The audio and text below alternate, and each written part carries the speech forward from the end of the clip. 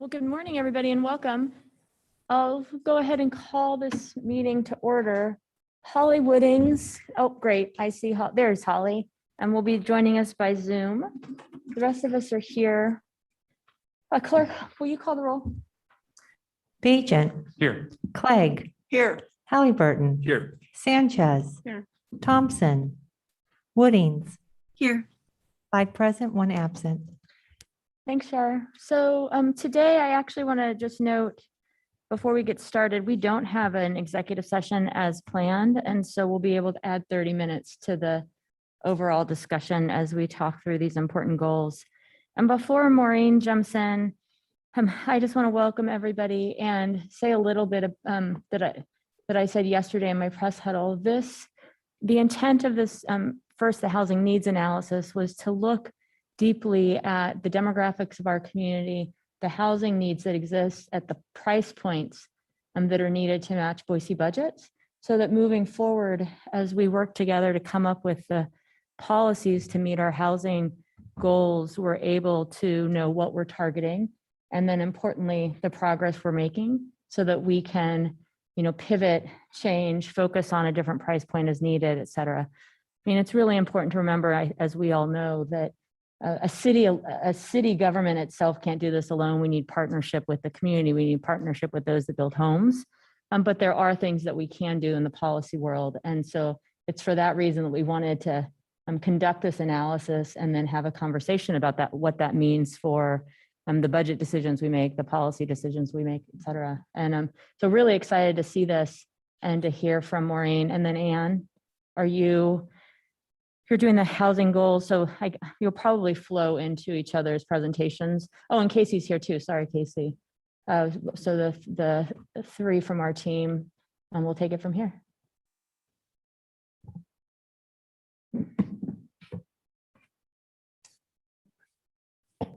Maureen, okay, great. I think we're all set. Thanks, Mayor.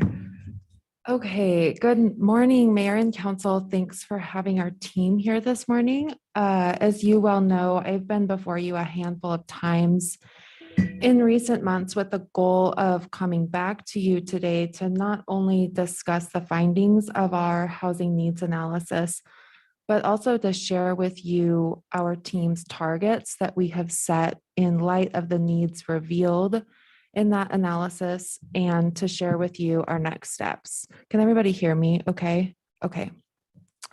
So to that end, I'm going to spend some significant time this morning with you setting the context, sharing some themes about the current market, and then we'll move into the very clear results of that housing needs analysis before turning it over to our new housing manager, Anna Drennan, and then Our Path Home manager, Casey Mattoon.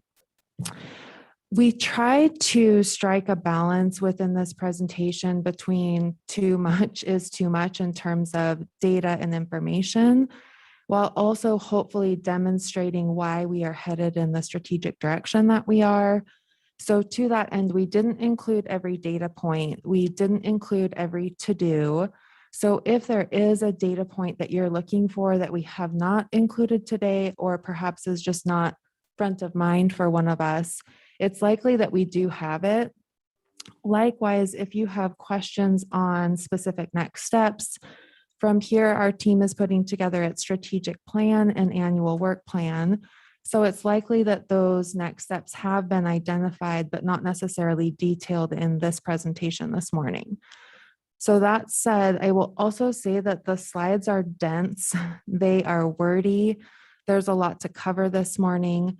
I'm not sure how you want to handle questions necessarily. My thought is that we could hold until the end of each section, but I'm happy to answer questions as they arise if that works better for you.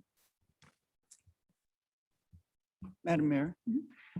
Thanks, Maureen. I'm hopeful that we can get through each section and then have a big discussion, but if there's like a clarifying question, maybe we should ask it at the point. Does that make sense? Council President, are you suggesting like every presentation discussion at the end, or you mean every 30 minutes discussion? Every section. Okay, yeah, because I want to make sure that people have the opportunity when it's fresh to have the discussion. Great. I want to frame today's discussion then in these terms. What is the city's role? Across departments throughout the city, we've found that generally speaking, the city's roles on any given topic, whether it's housing or otherwise, is really threefold. We can and should lead, we can and should partner, and we can and should serve as a convener. And then a quick note, perhaps it goes without saying, but the city and the mayor alluded to this in her opening remarks, that not unlike any other number of issues, we cannot do this alone, nor can we do everything.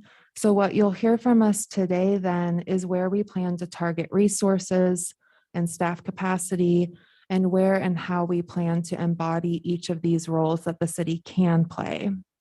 So quickly then, before we do move on, are there questions right here before we move into introducing staff, or any role perhaps that you don't see illustrated?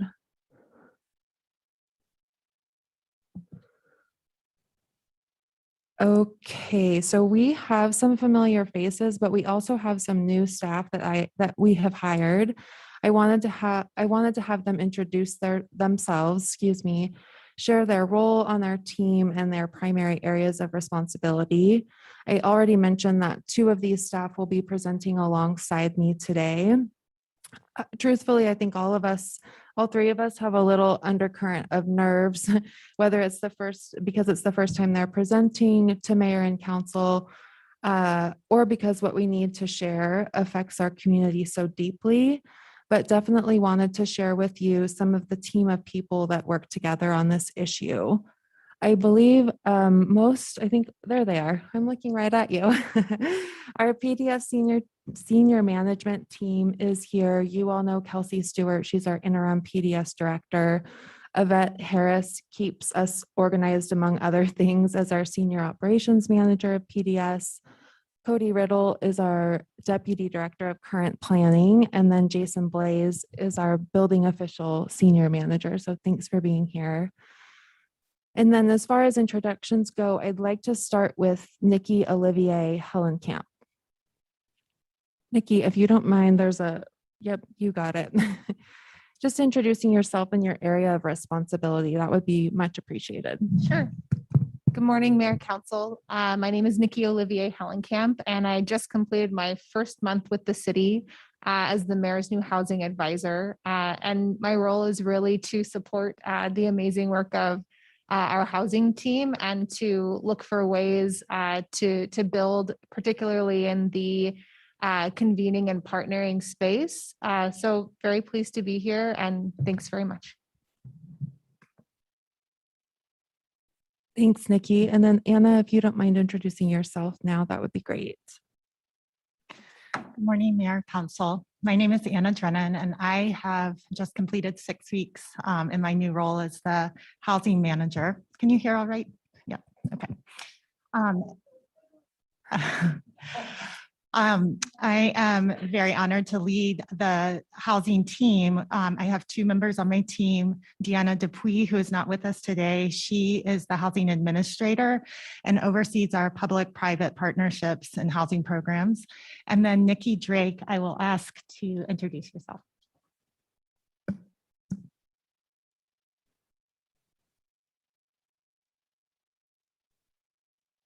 Mayor, Council, hello.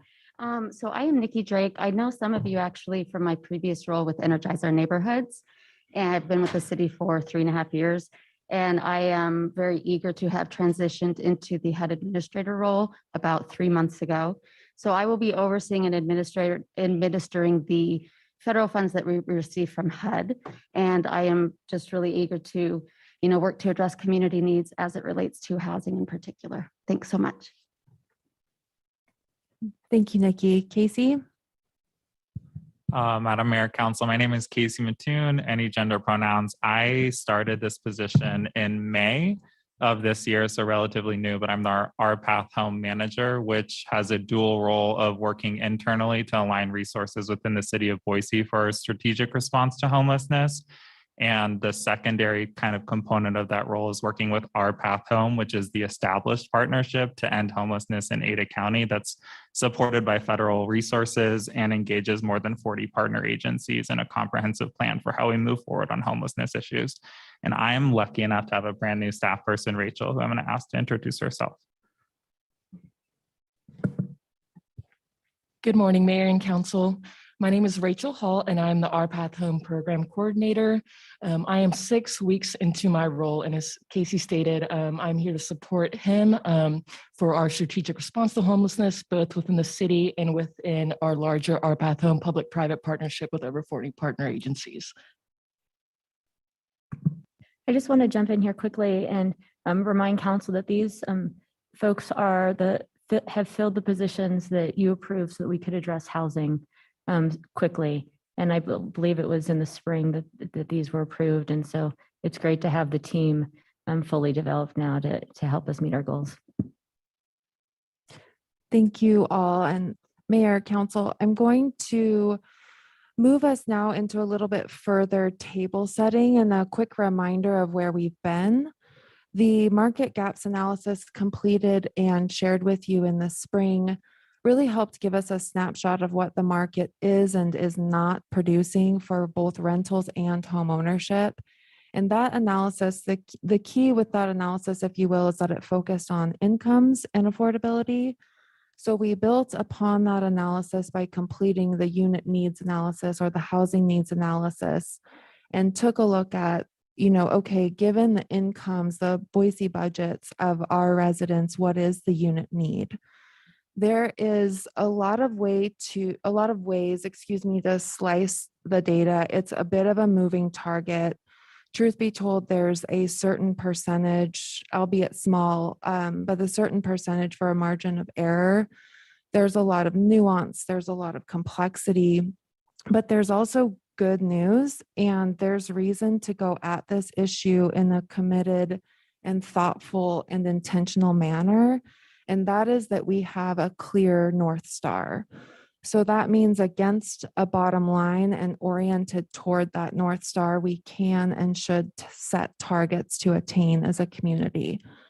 The obvious bad news that we'll learn more about a little bit later is that we have a massive deficit. We'll take a look at what that deficit looks like. Alongside that deficit, quite frankly, comes a lot of pressure from ourselves and this team to solve it, from our residents, from our employers, especially as we go to site projects where land or parcels are available, or there may be an infill opportunity. But again, I want to underpin this discussion with the fact that there is good news and there's a reason for us to have and maintain and foster hope and action. There's a lot that we can do in the vein of quick wins, but also transformational ones. For all of the complexity of this issue, there's a simplicity and a clarity to the needs the data revealed that makes our path and direction clear. There's strategic track that we can lay now to see bigger gains later. So again, this very clear North Star in turn makes our steps clear, right? So even in the face of challenges and fears about Boise changing, about increased costs, about a global pandemic, we have this North Star to orient to, which is a home for everyone. Okay, still doing some table setting here. I wanted to review these definitions and how we'll be using them as we move throughout the presentation. First and foremost is area median income, AMI. Sometimes to illustrate a point, we show the AMI in terms of salaries. But what I want to make sure that we're clear on is that the AMI is per household. So it changes then based on how many people that household has to support. So while we use, certain jobs to kind of demonstrate where they may fall within an income bracket, remember that AMI is per household. And I'm realizing how difficult this slide is to read. Affordable housing then can and really should be considered from two vantage points. One is by unit and one is by household. If we're talking about units, then we're saying that these are properties that most often include some kind of government subsidy, either for the capital costs or to help with the rent or both. And then just a note on the inclusion of the subsidy, that happens in affordable housing units and is all but required because, as we'll illustrate later, these units don't readily come online otherwise. Even though, given low and stagnant wages, these units are very much needed. So yes, there are government tools that can assist in bringing these units online, affordable housing units, but whether there's enough of that subsidy is an entirely different question.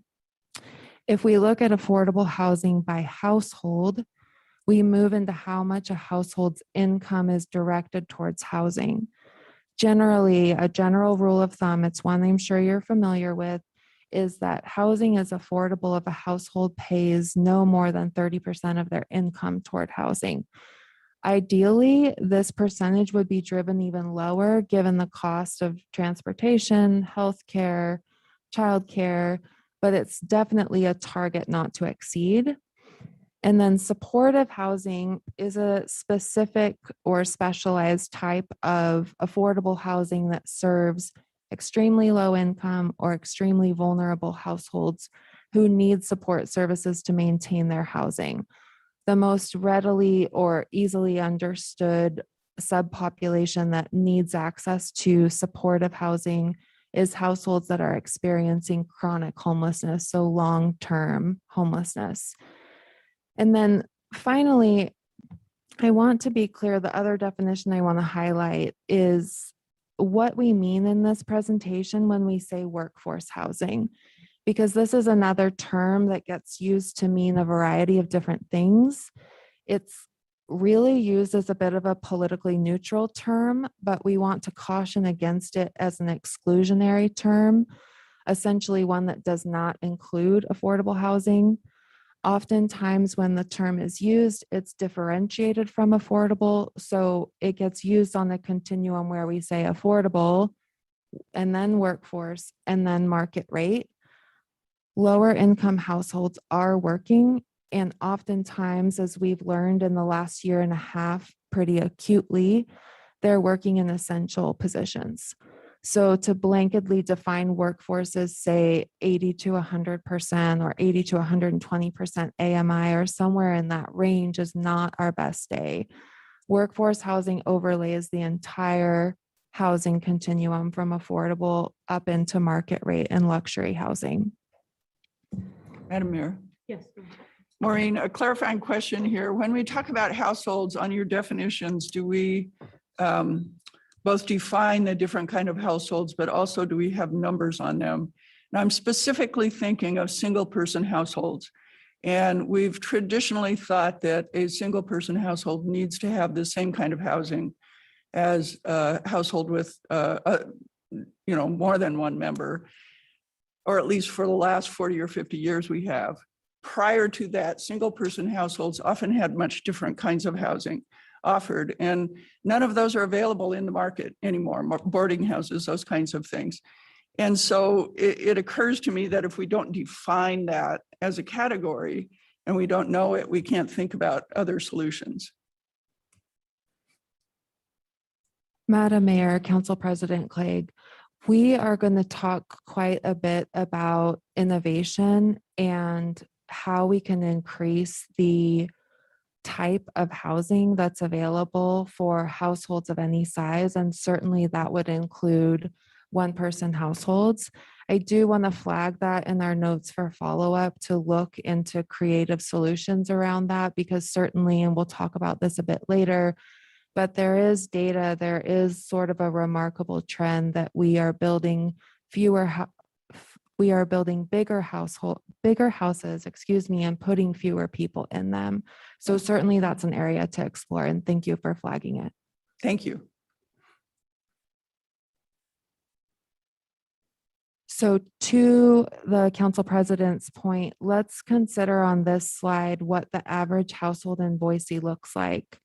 The average household size is approximately 3 people. We round it up so that we're not talking about fractions of a person. The area median income for a 3-person household, so 100% of AMI is $67,800. To earn 100% AMI, a household collectively would have to be making $32.59 an hour. So again, just a quick flag here that household income, or excuse me, AMI is based on household income, not a single person's salary. I'm going to pause on the kind of sub bullet there that shows the affordable rent. Again, if we use the definition I just mentioned, this is the rent that would be paid if this household was making $67,800 and paying 30% of their income toward rent. The reason I'm pausing here is because I want you to just imagine for a second what might be left over after making that rent payment. And then we'll revisit this scenario in a couple of slides. We Madam Mayor. also have here a couple. Maureen, just a second. Yes, Councilman. Madam Mayor, I'm sorry. Maureen, when you're using, when we're calculating AMI or affordable rent, et cetera, for the household income, I should know this, I'm sorry, is it an adjusted income or is that gross income? Madam Mayor, Council Member Bajan, it's gross income. Thank you. Madam Mayor, Council wanted to provide a couple of examples of 3-person households. So the first example we have is a single parent with 2 children. In this case, to earn 100% AMI, that parent would need a job akin to one of those listed here. So a registered nurse or a chiropractor. And then in a scenario where we have a household with 2 working adults, they would each need to be working in jobs akin to the examples given here. So a property manager and a general office clerk. And then we included a roommate situation just to show that if 3 roommates pooled resources and had jobs, again, akin to the ones listed there, they may be able to afford a rent something like the $1,700 listed here, just shy of $1,700 to rent an apartment. So just shared that last one by way of an example. We have a lot packed into this slide and quite a bit to say on it. So bear with me while I walk through this for a few moments. But the heart of this is that market trends indicate that market rate housing development is far outpacing affordable housing development. And without a targeted intervention, we will not be able to change this trend. However, with new investments from the city, we can start working toward our targets, and Anna will share those with you later. I also want to pause here and say very plainly, Councilmember Sanchez, you've brought this up a number of times since I've been before you, that home buyers are also experiencing a shift in cost without a doubt. In short, our recommendation today is to push on 2 levers. One is policy and one is resources or funds. What we want to communicate today is that the focus of the city's resources in terms of dollars invested should be on affordable housing, especially for renters. The housing needs analysis makes clear why, and we'll explain more later, but again, just offering this now to continue to orient our discussion. Then, as we move the needle in producing and preserving affordable rental housing, we will be better positioned as a city to look more broadly at investment in home ownership programs. As you well know, home ownership, among other things, is a racial equity issue and a driver of wealth. So we're quite sensitive to the idea that we don't want to position our residents to have, we want to position our residents to have an opportunity beyond a long-term affordable rental. The heart of the issue is that the deficit we face now has to be overcome, or we leave a deep swath of households behind in our efforts to house everyone. We know we have the need for emergency assistance. We know we have the need for rentals and for home ownership opportunities, and we have our eyes on the here and now and down the road also. I'll also note here, as we've seen, our financial institutions are constantly trying to innovate ways to provide home ownership opportunities. What they are not trying to figure out is how to make affordable housing pencil. So there's near constant innovation for home ownership, and we want to be a part of that too. And we can especially play the role of convener in that space. But our goal is to spur investments in affordable housing, particularly for multifamily rentals. Okay, so moving into this warning, I wanted to say it in plainly. Inelastic supply or fixed supply, if I were to simplify that, it means low vacancy. It's a bit more nuanced than that, but fixed supply plus population growth is the formula for increased homelessness. There is work coming out of the University of Washington from Dr. Greg Colburn. The book is called Housing is a Homelessness Problem. The central tenet of that research is that homelessness is not growing up and down the West Coast in places like Seattle or Portland or San Francisco because they have more mental health or substance use issues per capita. Dr. Colburn controlled for those stigmas associated with homelessness and concluded that the major drivers are supply, housing supply, and population growth. You'll hear more from Casey later about our plans, about our path home, about plans our path home has to increase the number of units dedicated to households trying to exit homelessness. Madam President. The city of Boise's population only grew by about 0.5% last year compared to outlying communities like Star. Since the last census, I think it was up 91%. But in terms of population growth, that's not really a problem that Boise proper has. So help me think about the rest of the valley and supply and like how this warning in the middle of your slide really applies to the work we're doing here, because it doesn't seem like in Boise, the city limits, population growth is really a driver, but maybe I'm wrong or don't understand it. Council President, Councilmember Bajent, thanks for the clarifying question.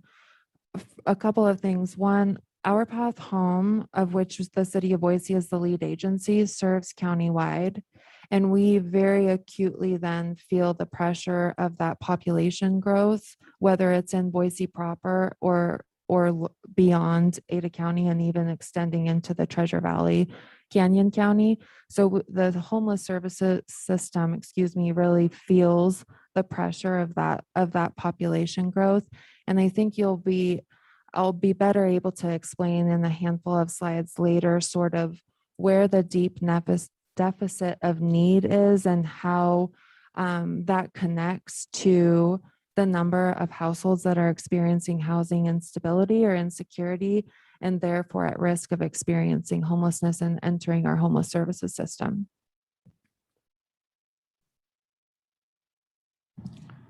Maureen, thank you.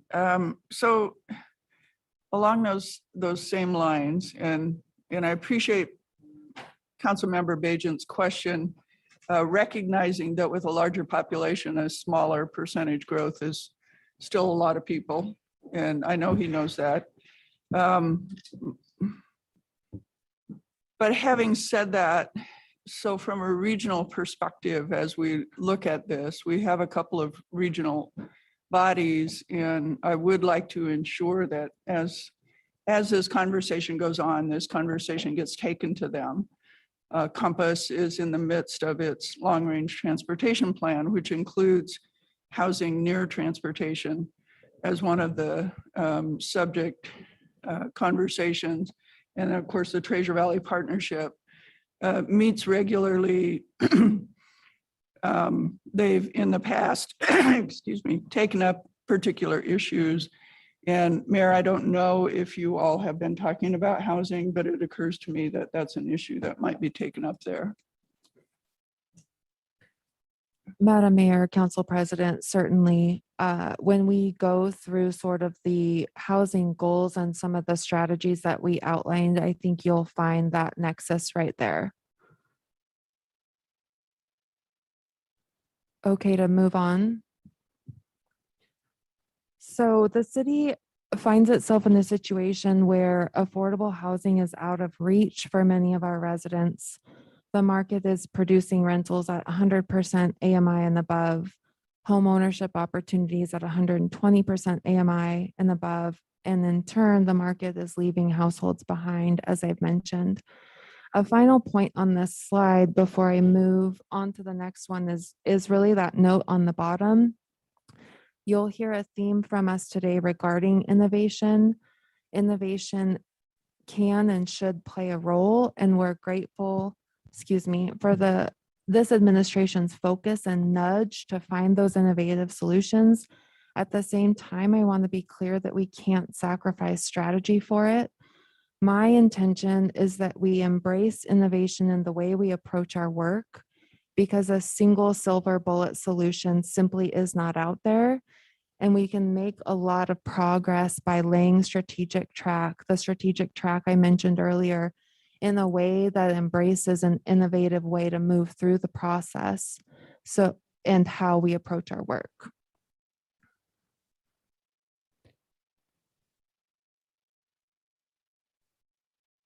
Okay, so we're just a couple of slides away here from looking at the unit deficit by income level.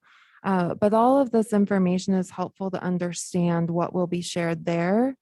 The average rent that you see on this slide is just for multifamily. So if we were to include single family homes, or include what the council president mentioned before about sort of creative solutions, if you will, for one person or maybe even two-person households, the average rent would actually jump to nearly $1,700.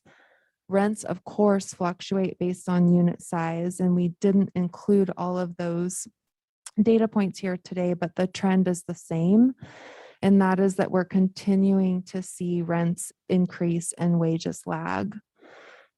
Some data sets have the rent increase as high as nearly 40% from 2020 to present. We've included a more conservative estimate here, but the point remains that rent is increasing at exorbitant rates. And Boise, in some respects, is leading the nation as far as this trend is concerned. And then you can also see on the bottom half of the slide that the home ownership side of the market continues to move quickly. On average, houses only spend 6 days on the market, and we have a less than 1 month supply. This is just one more slide that looks at rents versus wages. The pie chart shows what's on the market in these different price ranges. Again, this only captures multifamily, so it's illustrated here in terms of rent. Rents offered is not every single unit or every single room. The right side of the slide shows what your wages would need to amount to afford rent in that price range. And then to further kind of drive the point home, we've shown this against minimum wage and the average wage of a Boise renter, which is just shy of $15 an hour. Madam Mayor. Yes. Thanks, Maureen. It would be helpful if we can see how many people in Boise are actually in those categories versus the, compared to the number of units available in that price range.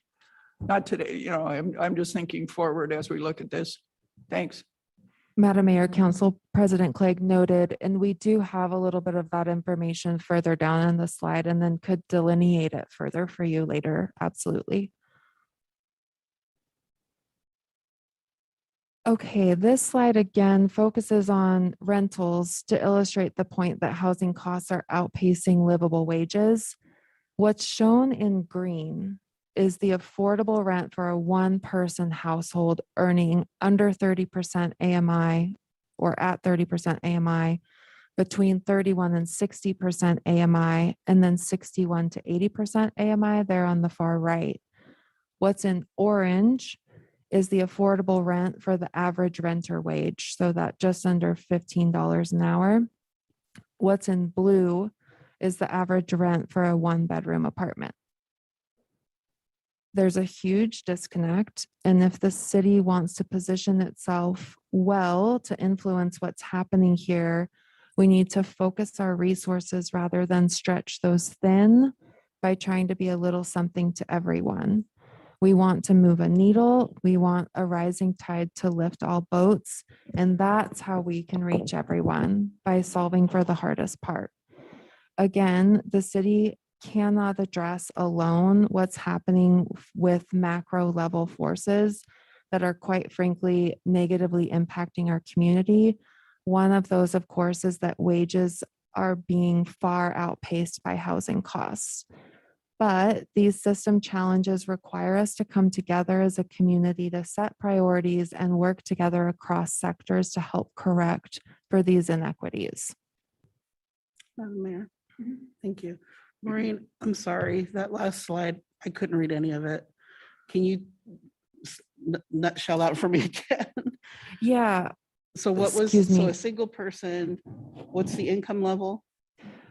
Madam them Mayor, to- Councilmember Sanchez, let me walk you through this one more Okay. time. That's no problem. Thank you. And I realize some of these are difficult to really understand quickly, and then the way that the chart is sort of shown It's makes just it my makes it hard. 50-year-old eyes, I can't see. Well, and we typically have them So- on bigger screen, so it's different. Yeah, that's true.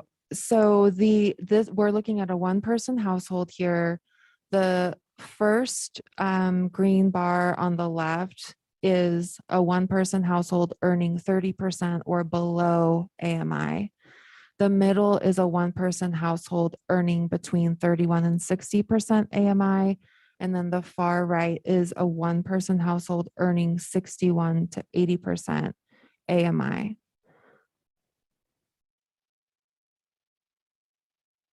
I don't have that off the top of my head. I can get you our chart. I think that would benefit regular people who watch this, who AMI is not part of their everyday vernacular. So if we could make sure we do that next time we have a presentation like this, that would be great. Thank you. Madam Mayor, Councilmember Sanchez, happy to do that. On the spectrum graphic that we'll show you later, we do have the incomes included specifically for a 3-person household. There's a pretty long, extensive chart depending on household size and all of the various income levels, which makes it hard to present in a digestible format. That said, we're remarkably well aware that AMI and that term is not a term readily understood without sort of simplifying it to exactly what that income level is. So I'm happy to provide that. And maybe in a future presentation, we could do a handout so we can all kind of look at what I'm referring to. Thank you, Maureen. I appreciate that. You bet. All right. What is the need? What did the housing needs analysis find? In the city of Boise, given the context that I just provided you, we are projecting the need to be well over 27,000 units by 2030. Annualized, that would amount to 2,773 units per year.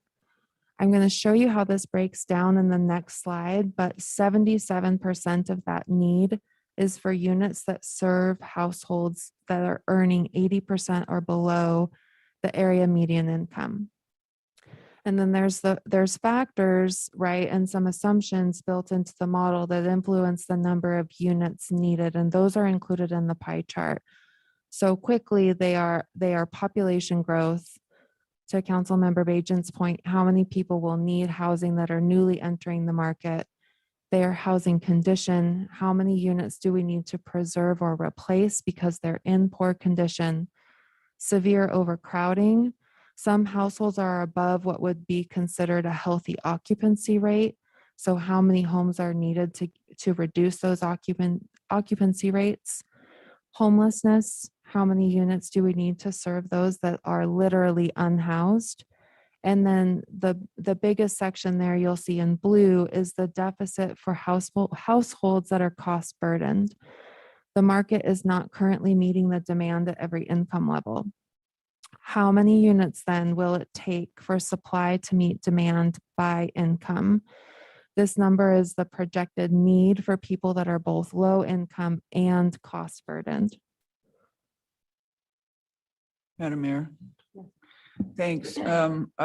That's a really good chart. The prior one, my question again, just clarifying, I think you said this is regional. But also wondered if you have double checked those numbers. I believe our consultant was working with Compass, so I think the answer is yes, with Compass's projections, or are they other projections? Madam Mayor, Council President Clegg, first, this unit need is just within the city of Boise. The consultant also looked Ada County wide, and I can provide those numbers for you. One of the challenges in completing a housing needs analysis is that there are a variety of ways to look at your assumptions, your inputs, et cetera. If it would be helpful, what we could provide is perhaps a brief one pager on just what's included in the model, the assumptions that we made, and how that aligns with Compass, for example. That would be really helpful. And I'm not criticizing the numbers at all, but those assumptions Sure. are always drive the outcome. And, you know, if it's a straight line growth assumption, for instance, we're in a period of very high growth and that may not hold true. So knowing those would be really helpful. Thanks. You're welcome. Okay, so I just told you that 77% of the need is for affordable housing, and you can see that clearly on this bar chart. This need is represented by the 3 green bars on the left. The furthest green bar on the right shows the need for the number of units above 80% AMI. What I also want to show you on this slide is what's circled now in red. Within the affordable housing need, 78% of it is for units affordable to households earning 60% or below the area median income. So this is where the bulk of the units needed each year lies. I also want to point out here that more than half, 54% of the population of Boise earns greater than 80% area median income. But the discrepancy between that figure and the units needed is stark. So what this is telling us is that the market over-rotates to higher income households. Otherwise, what we would expect to see here, the need that you see here would reflect the income distribution of Boise households, but it does not. What's exciting, if there were good news, it is that the city can help course correct an inefficient market and focus where the need is.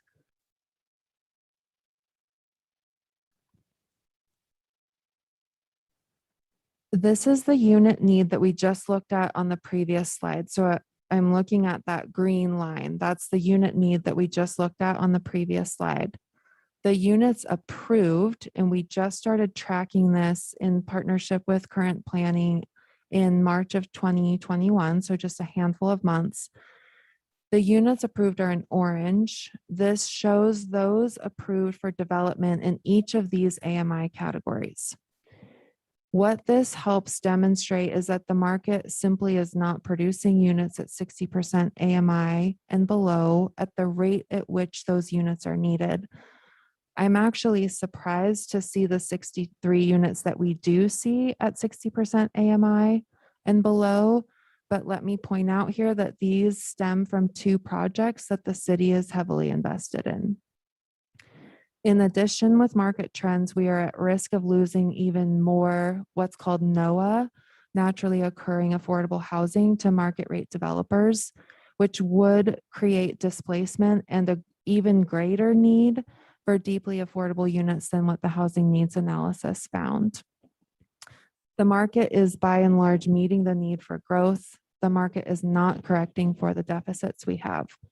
That said, conversations need to continue, and we need to continue to engage with employers about their unique workforce needs. These are employers that are raising their hands and saying, hey, we're having a tough time recruiting and retaining qualified staff.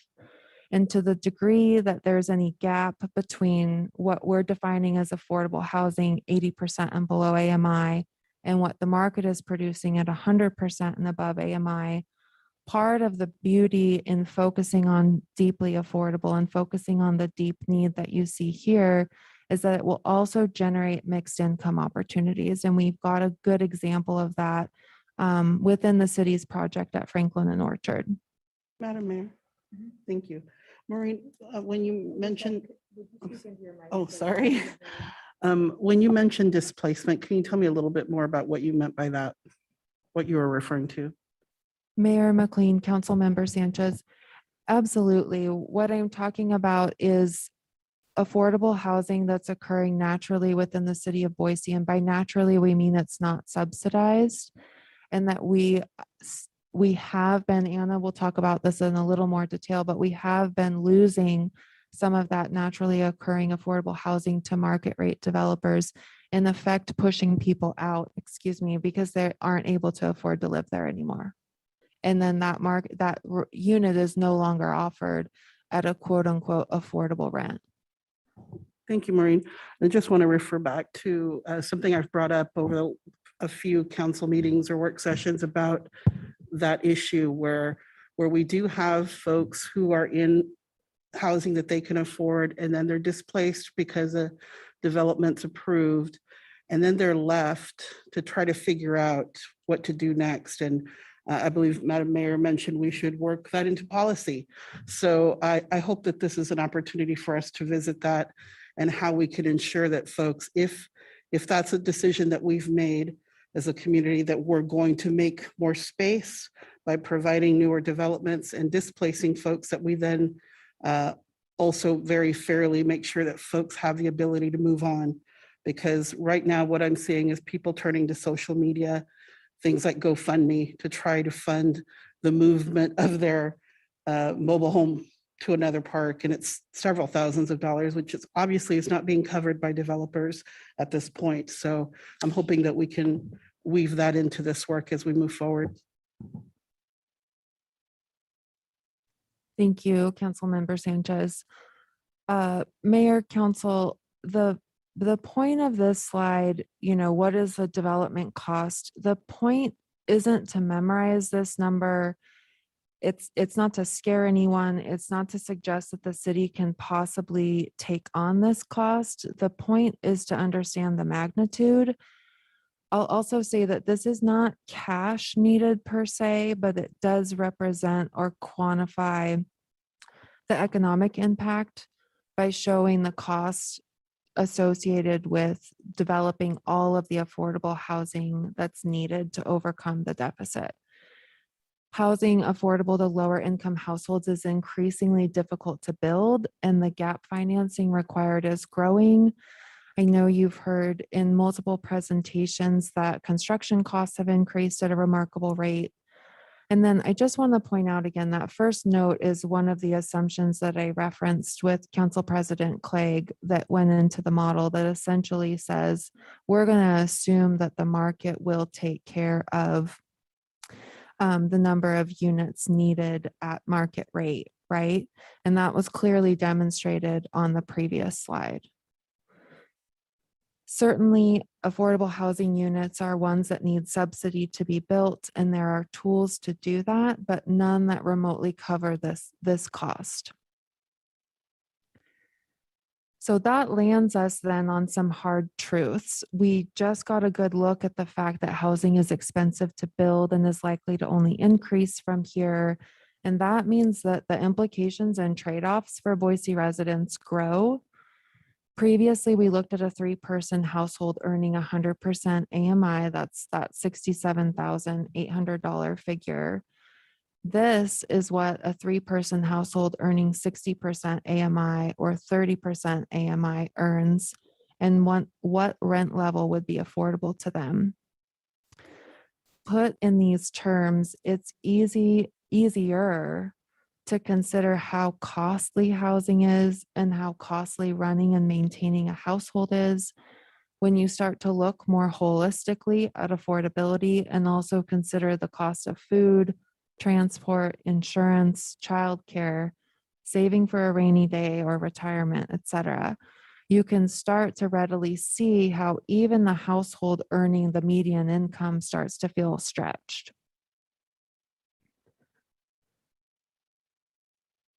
The housing needs analysis concluded that 67% of renters and 36% of homeowners cannot afford the units the market is producing. So put another way, the market is showing a willingness to focus on only 33% of renters and the majority of homeowners. Again, it follows then that the city should focus where the market is not. And if we don't target where the market is not, in effect, we're saying neither the market nor your local government is going to focus here. And let me pause here and just say this doesn't have to be a static approach. We will revisit continuously in an annual or biannual implementation cycle to ensure our efforts are data-driven. And that's how we landed here today, with a conclusion to target limited financial resources and then pursue policies that can serve a broader spectrum to encourage housing choice at all income levels. Boise residents who need units affordable at these levels are often the most marginalized. They're more likely to be people of color, first-generation Americans, and or experiencing generational poverty. I wanted to flag something here, and if I may, and that is that Councilmember Halliburton has rightfully brought the issue of refugees up several times. Our refugee resettlement agencies are preparing to take on nearly 1,000 more people next year. Those people are not reflected in the current housing needs analysis. Those that we anticipate coming are also higher need and lower income than they were previously. Obviously, Afghanistan and the crisis there is in the news. The Biden administration has increased the limit to allow for more refugees. Boise is a sanctuary city. Please know that we are embarking on more intentional connection with our resettlement agencies, and we understand that we need to be directly engaged with this data point and directly with those agencies to understand the needs and challenges that they're facing in leading our resettlement efforts. And then lastly on this slide is some points on density. We have to talk about it. A home for everyone necessitates it. We don't have to use that term. We can call it what it is, which is more houses over less space. But this is also why we have to look at unit size. And I didn't include the data here today, but generally, like I said before, homes are getting larger and homes also have fewer people in them. We need supply and we need it most urgently at deeply affordable levels. Again, another sort of exciting part about this, quite frankly, is that adding more units over less space is also an opportunity to innovate and to innovate through design. So in other words, often the impacts of density can be mitigated through setbacks, through increased open space in certain locations, through stepping down the height of a building along common property lines, through strategic placement of windows or balconies. The key here is what's bolded on the slide, that people experience design more so than density. So it's a place for us to innovate and a place for us to focus as we build Boise together. Madam Mayor. Thanks, Maureen. You know, one of the things that I find missing in this conversation is transportation. And my own household would have been housing burdened probably for the first 20 years that we owned our house, but we weren't because our transportation costs were so low because of the location. And so, you know, all of this analysis is done strictly on the housing. And as we look at solutions, I think we need to consider transportation and location and transportation costs and the, you know, where you're considered housing burdened if you're spending more than 30% of your income on housing. You're not considered housing and transportation burdened if you're spending less than 45 to 48% of your income on the two combined. And so I just want to bring that up because these are great numbers, but as we look for solutions, I think we need to also consider that. Madam Mayor, Council President Clegg, agreed. Okay, my last slide then, before I turn it over to Anna, is this one here. Supply for supply's sake. So in effect, creating market rate and luxury housing units has little to no effect on affordability for households earning 80% and below AMI. And again, that's where the greatest need for units exists. Research does indicate that more supply has a net positive effect on housing affordability.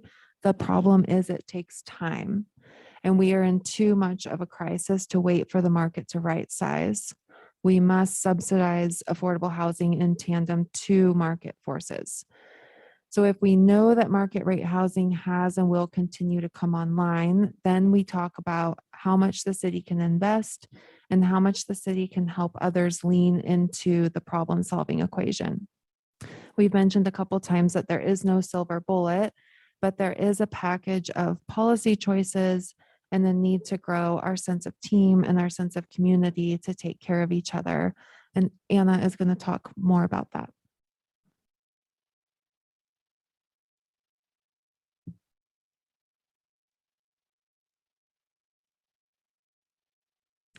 Madam Mayor. Thank you, Maureen. I wanted to save some of my questions towards the end and kind of, so I didn't pre-ask any questions and they still may get answered here in a little bit. I did have one question and you may not know the answer about some of the population growth and displacement relationship. What I'm interested in knowing is that if we had a very small population growth, but our neighboring communities had large population growths as well. And as we approve new developments with less people living in larger houses, if a lot of that population growth didn't start in Boise, something happened and then they moved to one of our neighboring communities where prices were more affordable. Certainly anecdotally, I know that that's happened.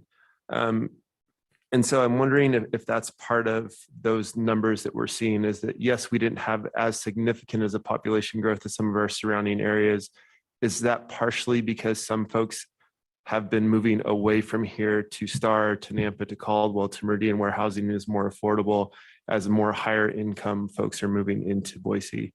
Do you have any data or ideas there that's slightly more than my anecdotal thoughts? Madam Mayor, Councilmember Halliburton, I think I would be best not to speculate and digest that and come back to you. We're making sure that we're keeping track of the questions that you have. So let me make a record of that and respond in a way that's more competent than anything I could sort of speculate about right now. Great. And Madam Mayor, so my follow-up question there is kind of, again, relates to a question that Councilmember Sanchez asked, and it really is about displacement. So when we're looking at building a new unit, and maybe there's, let's just throw out 30, there's 30 people living there at a 60% below AMI. So they're living there at affordable housing.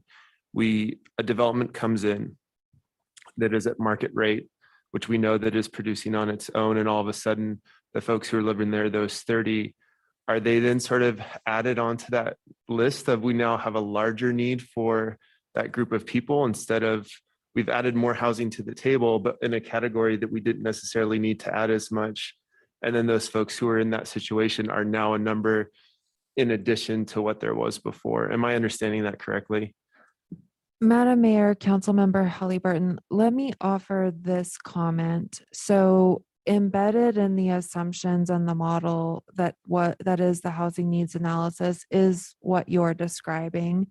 Part of the place that gets picked up is housing condition, because very often when we're talking about NOAA, naturally occurring affordable housing, it's in a deteriorated condition, which is why it's opportunistic to come in, buy it, redevelop it.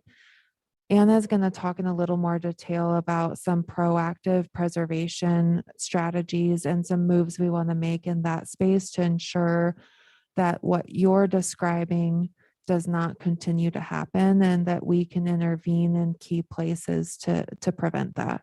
Perfect. Thank you. And thank you for bringing up the specific issue of our incoming refugees and the specific housing needs that we have for them. I appreciate that. Madam Mayor. Maureen, one question, I think about your last slide. You mentioned in passing that building housing at 80% AMI or up doesn't do anything to address the needs farther down the ladder. And I guess one of the ways I've always thought about it is that meeting that demand relieves pressure for people to start charging 80% of AMI or more for lower quality housing. In other words, if there's unmet demand at the 80% and up range, nobody's building any housing there, then you're going to see an inflation and upward pressure on prices for lower quality housing further down the ladder. And so I just wanted to raise that and sort of briefly explore that possibility. Like, is it really the case that meeting the demand at 80 and up does nothing for affordability lower down, or is it the case that it's just not the most effective strategy to tackle it? Madam Mayor, Councilmember Bajent, thanks for asking that question. And I'm glad for the opportunity to clarify. It's not that it does nothing, it's that it doesn't do it quickly enough for the place that we find ourselves in. And it's also, and perhaps it would be helpful to sort of dive deeper into this in another setting or with some additional information, but it's also a little bit more of a nuanced argument, if you will. So when we find ourselves in the deficit that we do, where the housing needs analysis is out of alignment with, as the mayor terms it, Boise budgets, what we're suggesting is that we need a targeted and focused response to that deficit, and that we don't have time, nor do Boise residents and households, because the implications and trade-offs are too deep for them, that we don't have time to watch and wait for that market correction. That makes sense. Thank you. Madam Mayor, since we're stopped here, in addition to that issue, which, I agree, we need to have a focused response to it. I think, as you noted, we can't take care of the whole issue. So we have a focused response, and we count on the market also beginning to help as these other pressures take place on the demand side. The other thing that I haven't seen in this data that we've been gathering, and it occurs to me it would be helpful to understand it, is what impact would it have on our demand side if minimum wage were raised to $15 an hour? I'm not advocating for that, but it would be interesting to understand the demand it would have on housing and the demand for affordable housing if that were to happen. I think it would be useful for the conversation around wages if we had that information.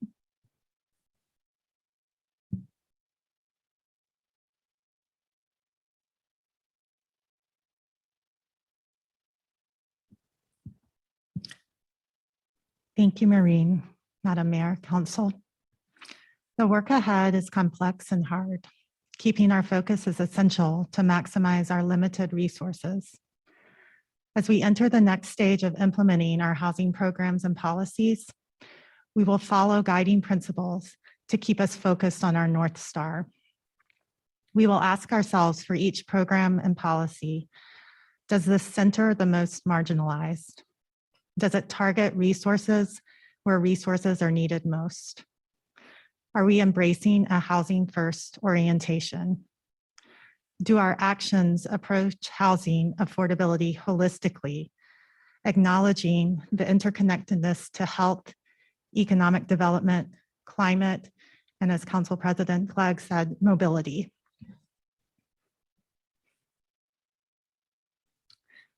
The deep and unrelenting need for affordable housing has been made clear in Maureen's slides. To move the needle on affordability, the city has 3 strategic priorities. I will go into detail on the first 2 and then turn it over to my colleague, Casey Mattoon, to detail the last priority. The city will produce, preserve, and house the unhoused. We will invest in creation of new housing and focus deeply and aggressively where the market does not. We will engage in a proactive effort to preserve units already on the market that serve lower income households. And we will create supportive housing and units dedicated to our path home. As Maureen mentioned, we approach our work through data-driven decisions. To that end, we will track progress through targeted goals, which I will outline on the next slides. In the coming weeks, we will work collaboratively with other city staffers to set specific operational and program metrics. These will be supported by tracking our community indicators and developing internal and external reporting tools to ensure our decision-making process remains data-driven.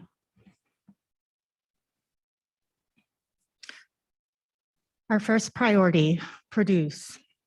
Our goal is to produce 1,250 new housing units affordable to households earning 60% area median income and below in the next 5 years.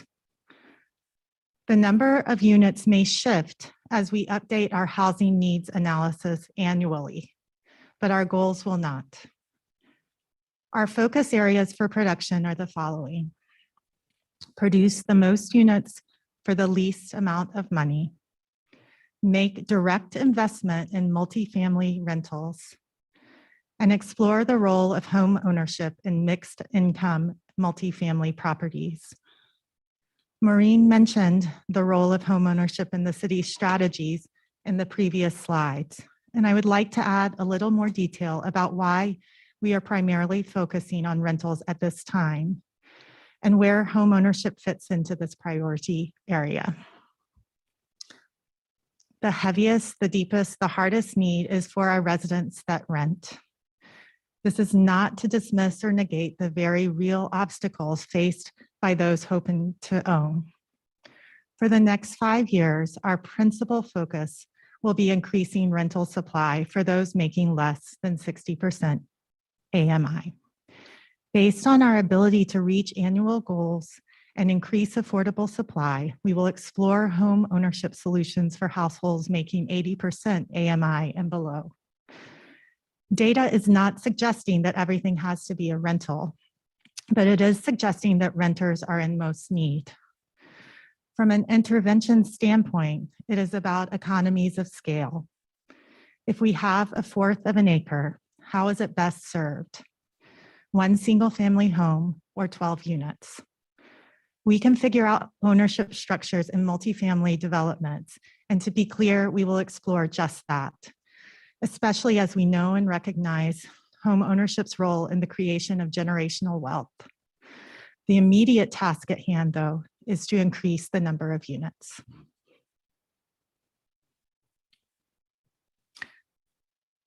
To reach our goal of producing 1,250 units, we will invest and influence the private market. We will leverage our land holdings and continue to seek opportunities to land bank parcels for the city's housing land trust. A key part of this strategy will center on implementing the project pipeline, moving forward a minimum of 5 new projects. Later in this presentation, Maureen will share more information about next steps in the pipeline.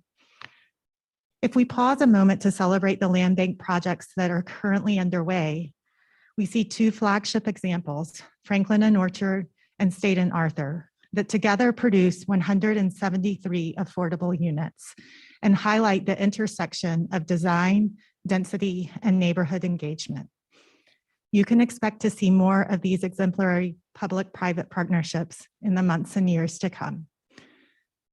By way of our federal and city resources, we will strategically provide gap financing for affordable housing projects that focus on 60% AMI and below.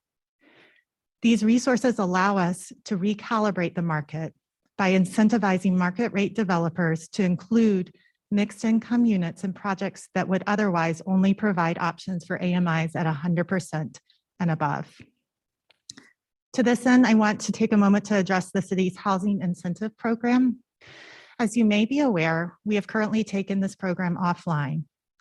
The program was designed to address these very strategies.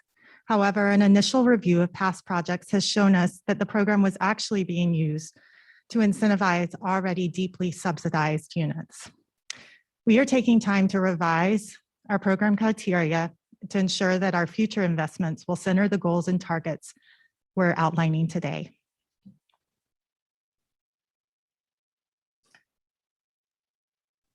As we've stated multiple times already in this presentation, the city cannot meet the production need alone. We need to partner with our community, and we need to engage and incentivize where we are able to leverage our collective good. What if we entered into a regional housing pledge with partners? We care deeply about the spectrum of housing needs, a home for everyone, no matter your income level. That's why we're all here. Being clear about our capacity and our contributions is being kind. Partners, residents, employers, here is where the city is stepping in. What can you assist or augment? Some of the specific ways that we see the city's role in the strategy are: first, serving as a capacity builder and seed funder to launch complementary housing programs. You may be familiar with the Harvard-Bloomberg Innovation Track work that city staffers and community members contributed to over the summer. As a result of this work, several ideas were moved forward as part of potential solutions to address housing supply and affordability. Tiny homes on wheels, for example, may be a solution that the city can help move forward by way of building capacity and providing seed funding to a local organization to take over ownership of the implementation. Further, developing a housing impact fund could be a powerful tool which would support the spectrum of housing needs. The city, in the role of a convener, could bring partners to the table to build a mission-driven social impact fund. In the coming weeks, you can expect our team to be exploring in earnest how we might leverage such a fund to serve the spectrum of needs. We can design it so that eligible activities are broad. For example, construction, acquisition, preservation, support services. But the tactical plan is specific so that it aligns with our targets and evolving needs. In this strategy, we can also pursue in partnership a state and federal legislative agenda. In our current landscape in Idaho, there are very few policy tools available to municipalities in the housing arena. We are working with Kathy Grismeyer and Nikki Olivier Hellenkamp in the mayor's office to pursue a legislative and federal agenda in support of our community's deep housing needs. And finally, an additional lever for our city is the creation of a community land trust. Community land trusts are best known for providing affordable home ownership opportunities that last for generations. The community land trust model allows lower income families to build wealth through home ownership, while also providing the community with a stock of homes that will remain affordable for generations. Cities typically do not start community land trusts by themselves, but they can play a significant role in the startup process. We see ourselves again as the city in the convener role to help launch a robust community land trust.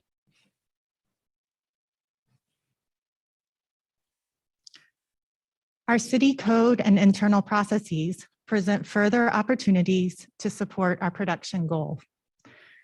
The city is in the process of rewriting the zoning code. This will expand opportunities to increase housing supply and diversify housing types. The existing housing bonus ordinance was designed to do just this, and we are currently reviewing the ordinance with a lens of how it can be revised to align with the goals and needs we're outlining today. Additional options that we're exploring include registering short-term rentals. We need to be able to make informed policy decisions, and having more data will allow us to do just that. Finally, there are ways that we can prioritize affordable housing projects within our building permitting process. Some examples are dedicating a plan reviewer and project manager and fast-tracking the building permit process. These are all important levers that can help the city further incentivize affordable housing developments.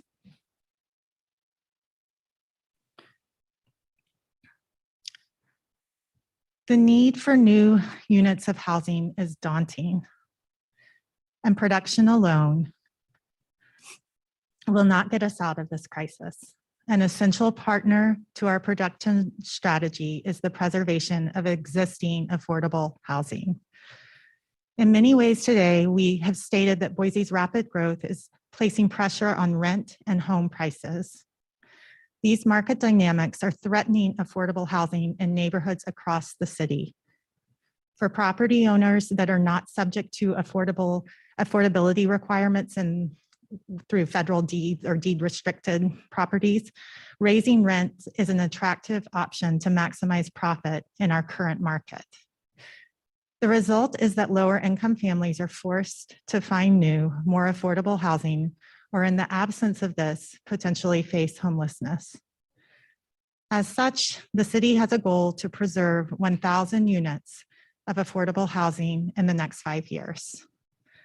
Specifically, we will focus on subsidized multifamily properties that are aging out of their period of affordability and NOAA properties, that is the naturally occurring affordable housing.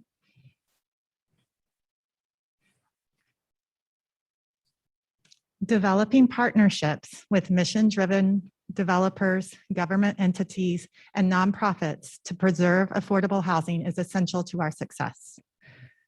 For existing subsidized multifamily developments, extending deed restrictions will be crucial. Yes, this means that there's a reduction in the profit return, but there's an increased return on social impact. We are actively in conversations with partners to explore feasibility and next steps in this area. Creating an inventory for subsidized or income restricted units that are aging out of their compliance period will be the first action in furthering this strategy. The second aspect of our preservation strategy is around NOAA properties. The NOAA report completed by one of the city's Harvard Bloomberg Fellows this summer provides a starting point for our work in this area. Some of the key recommendations that came out of this report are: designate a NOAA champion within the city. Deanna Dupuis on our housing team, our housing programs administrator, will focus on building out our NOAA program. A second recommendation is to create a NOAA preservation inventory. Boise lost 22% of its NOAA stock for units under 60% AMI and below between 2010 and 2019. Some of our existing most affordable rent areas are located in the downtown Boise area and on the Central Bench. We will target our initial work in these areas to achieve the greatest short-term impact. A third recommendation is to build local capacity for NOAA preservation. Again, the city can act as convener in this area, bringing together cross-sector partners to tackle preservation in the city and beyond. A final recommendation is to establish a NOAA Acquisition Impact Fund. Other cities have embarked on this. The fund could be used as part of our Housing Impact Fund that I mentioned on the previous slides. We're still sorting out the details here. This type of fund, though, would allow property owners and developers to access flexible capital to close on or upgrade NOAA properties in exchange for an affordability covenant.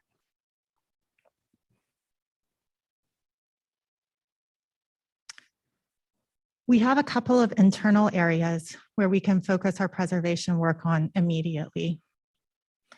We have long been planning to redevelop our rental property, Capitol Campus, because the building is reaching the end of its useful life and the property is underutilized.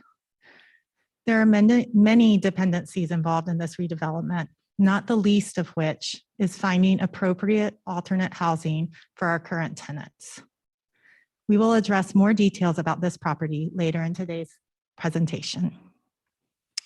Our revolving loan fund presents another opportunity to align our preservation efforts. The fund can be used for home improvements for landlords with income eligible tenants.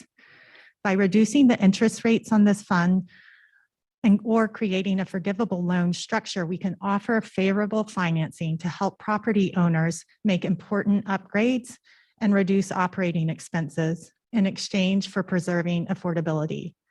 These types of upgrades also intersect squarely with the city's climate goals. I'm going to turn it over to Casey, but I will pause here for any questions.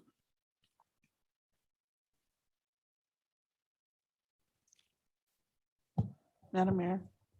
Thank you, Madam Mayor. Thank you. I'd like to go back to the very first slide that you had.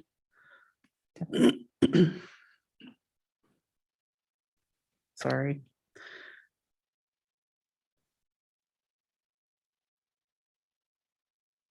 So the very first one, center the most marginalized. I'm curious what that looks like and how is that defined by this group in doing this work? Madam Mayor, Pro Tem Sanchez.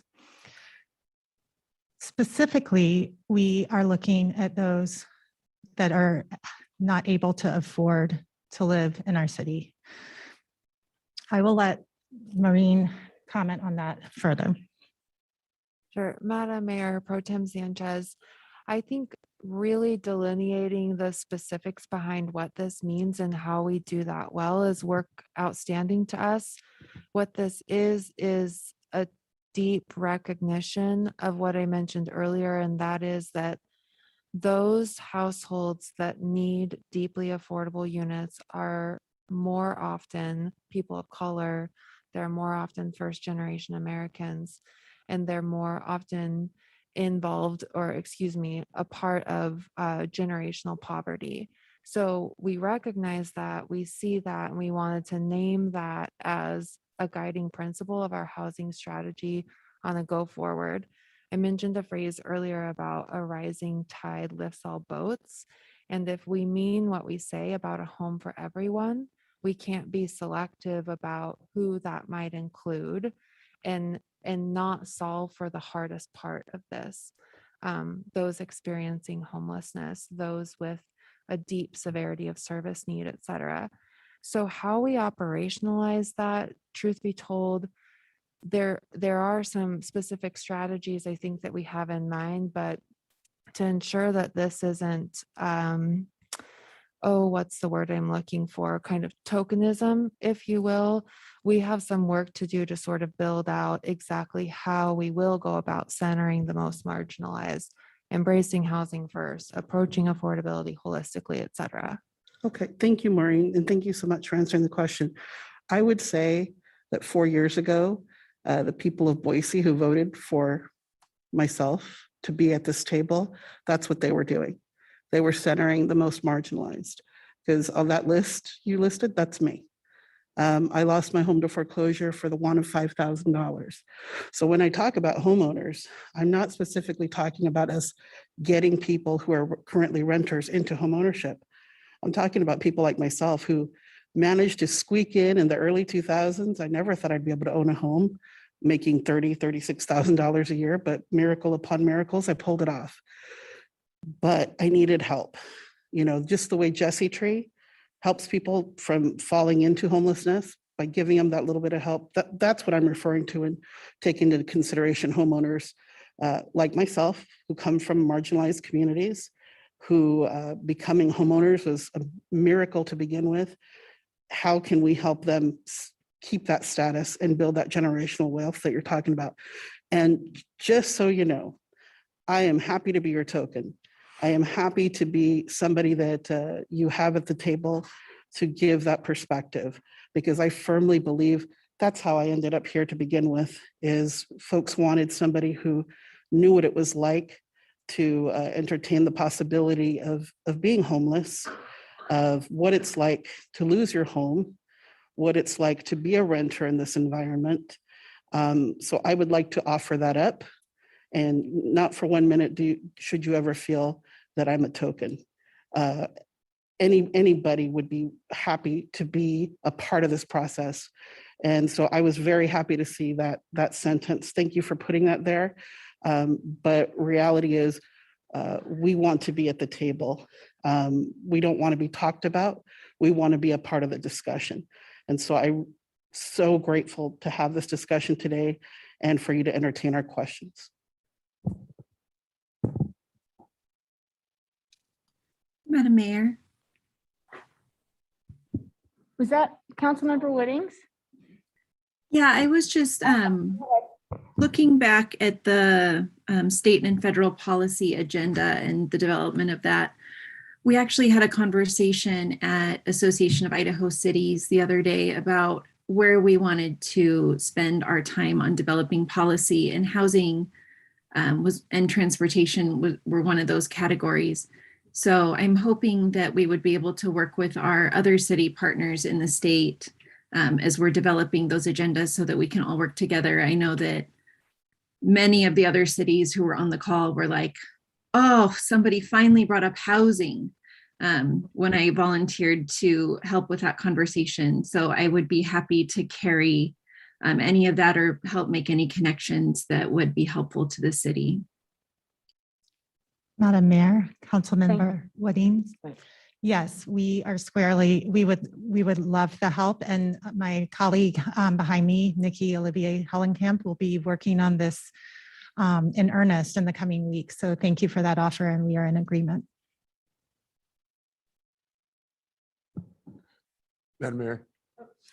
I'm happy to have this conversation offline, but the NOAA Acquisition Fund, I'm not sure if I quite understood exactly what that was. And I was wondering if you could just touch on that real quickly, or again, I could touch base offline as well. Yeah, we probably have a couple of months. Maybe we can get back to that. Is this the slide that we left before, or are we elsewhere? Let's head back to where we were. And so Anna, yeah, if you're able to say a little bit more about that, please do.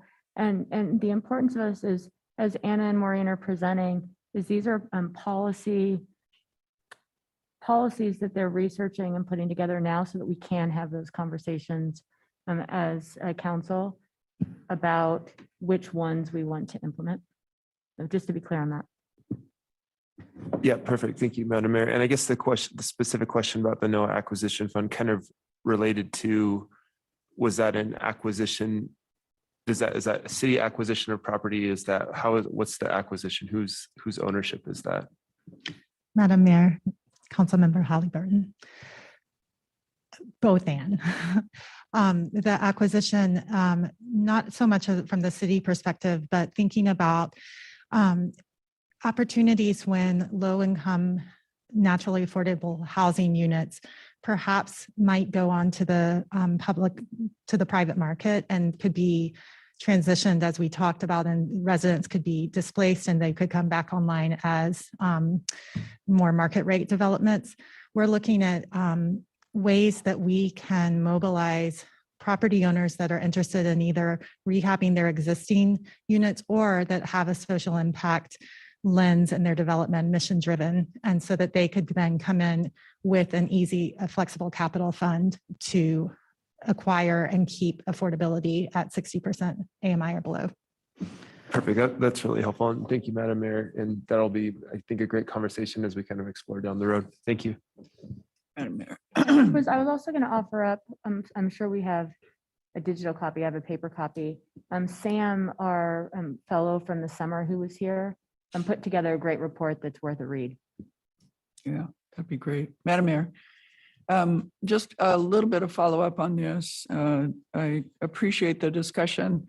It occurs to me that a fair amount, or at least some of the naturally occurring affordable housing in Boise is family-owned, has been for a very long time, and may be reaching not just the end of its life in terms of the condition that it's in, but also in terms of the transition from perhaps the original heirs to the next generation.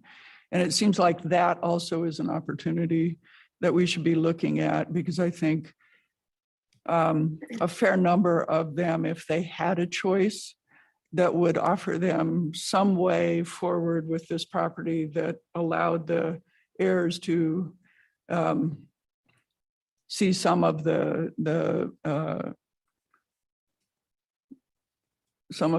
money from it, but also allowed them to keep the property or keep it affordable, they might be interested in that.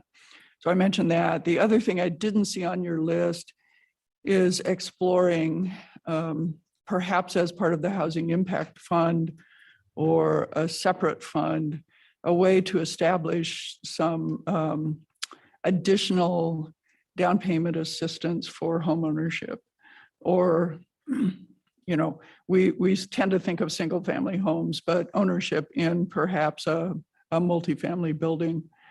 And if we're going to do that, I think we're going to have to explore from a policy standpoint how those buildings are treated in Idaho, because condos have a particular limitation on them in how they're treated by the insurance industry. So that might be something to add to the legislative list as well. And I'm not sure why, but nowhere in Idaho are we using cooperatives, and there might be an opportunity to explore that. So as you're exploring all of these, I'm just saying that maybe those are some you should add to the list. Madam Mayor, Council President Clegg, thank you, noted. And this is a new area for our housing team, and I appreciate the suggestions, and we'll definitely be combing through all of the available tools. Thank you. Thank you. Madam Mayor, the last piece of the sort of the strategy deck, I feel very strongly should be some rigorous method of evaluating how each of these strategies work. Everything we do has unintended consequences. Like we referenced the recent housing incentive program that turned out to only incentivize existing already subsidized housing. Each of these things are interesting and unique, and they're targeting certain places and they're trying to accomplish certain goals. And many of them, it will turn out, have unintended consequences that we need a mechanism to capture and be frank about and be honest about, to allow us to evaluate and adjust properly. So if I was going to edit the deck, I would try very hard to get that sense in as well, that we're going to look hard at these and identify the things that we didn't expect and course correct as needed. Madam Mayor. And I'll jump in here too, to give a nod on that very topic to staff. Maureen alluded to that when she gave the example of the incentive program, is that is one of our tenets. I'm encouraging staff, they are encouraging their team to look at all options, come up with new ideas, bring it to us, try it out, measure it and manage it, and then pivot as necessary. With every single one of these things, we're going to be doing that. So we won't, and nor do I want staff to be uncomfortable coming and saying, this thing that we proposed isn't getting us where we need to be. So we're going to change it slightly with these, if you're okay with these slight changes. We want to see our city staff be nimble in the same way that in the last year and a half, 2 years of COVID, we've had to be nimble and learn new things, try different things. We're going to take that same approach to these very pressing policy needs and challenges in our community, and appreciate staff's comfort and willingness to do that. Madam Mayor, one last thing. As we know, there are members of our community who have had a hard time prior to COVID, prior to this housing crisis, and those would be the members of our marginalized communities. So I'm wondering if we can keep that into consideration, that if you were having trouble renting a home prior to this housing crisis because of racial discrimination or familial status discrimination, I imagine that's even more so now. So if we could keep that in mind and make sure that we keep tabs on that. I don't know if that's information that you could get from Intermountain Fair Housing or for the Idaho Human Rights Commission, but as I've said since I got here, diversity, equity, inclusion work is woven throughout everything we do with the city, and nothing more strongly than in our housing of our people. So if we could keep that in mind as well.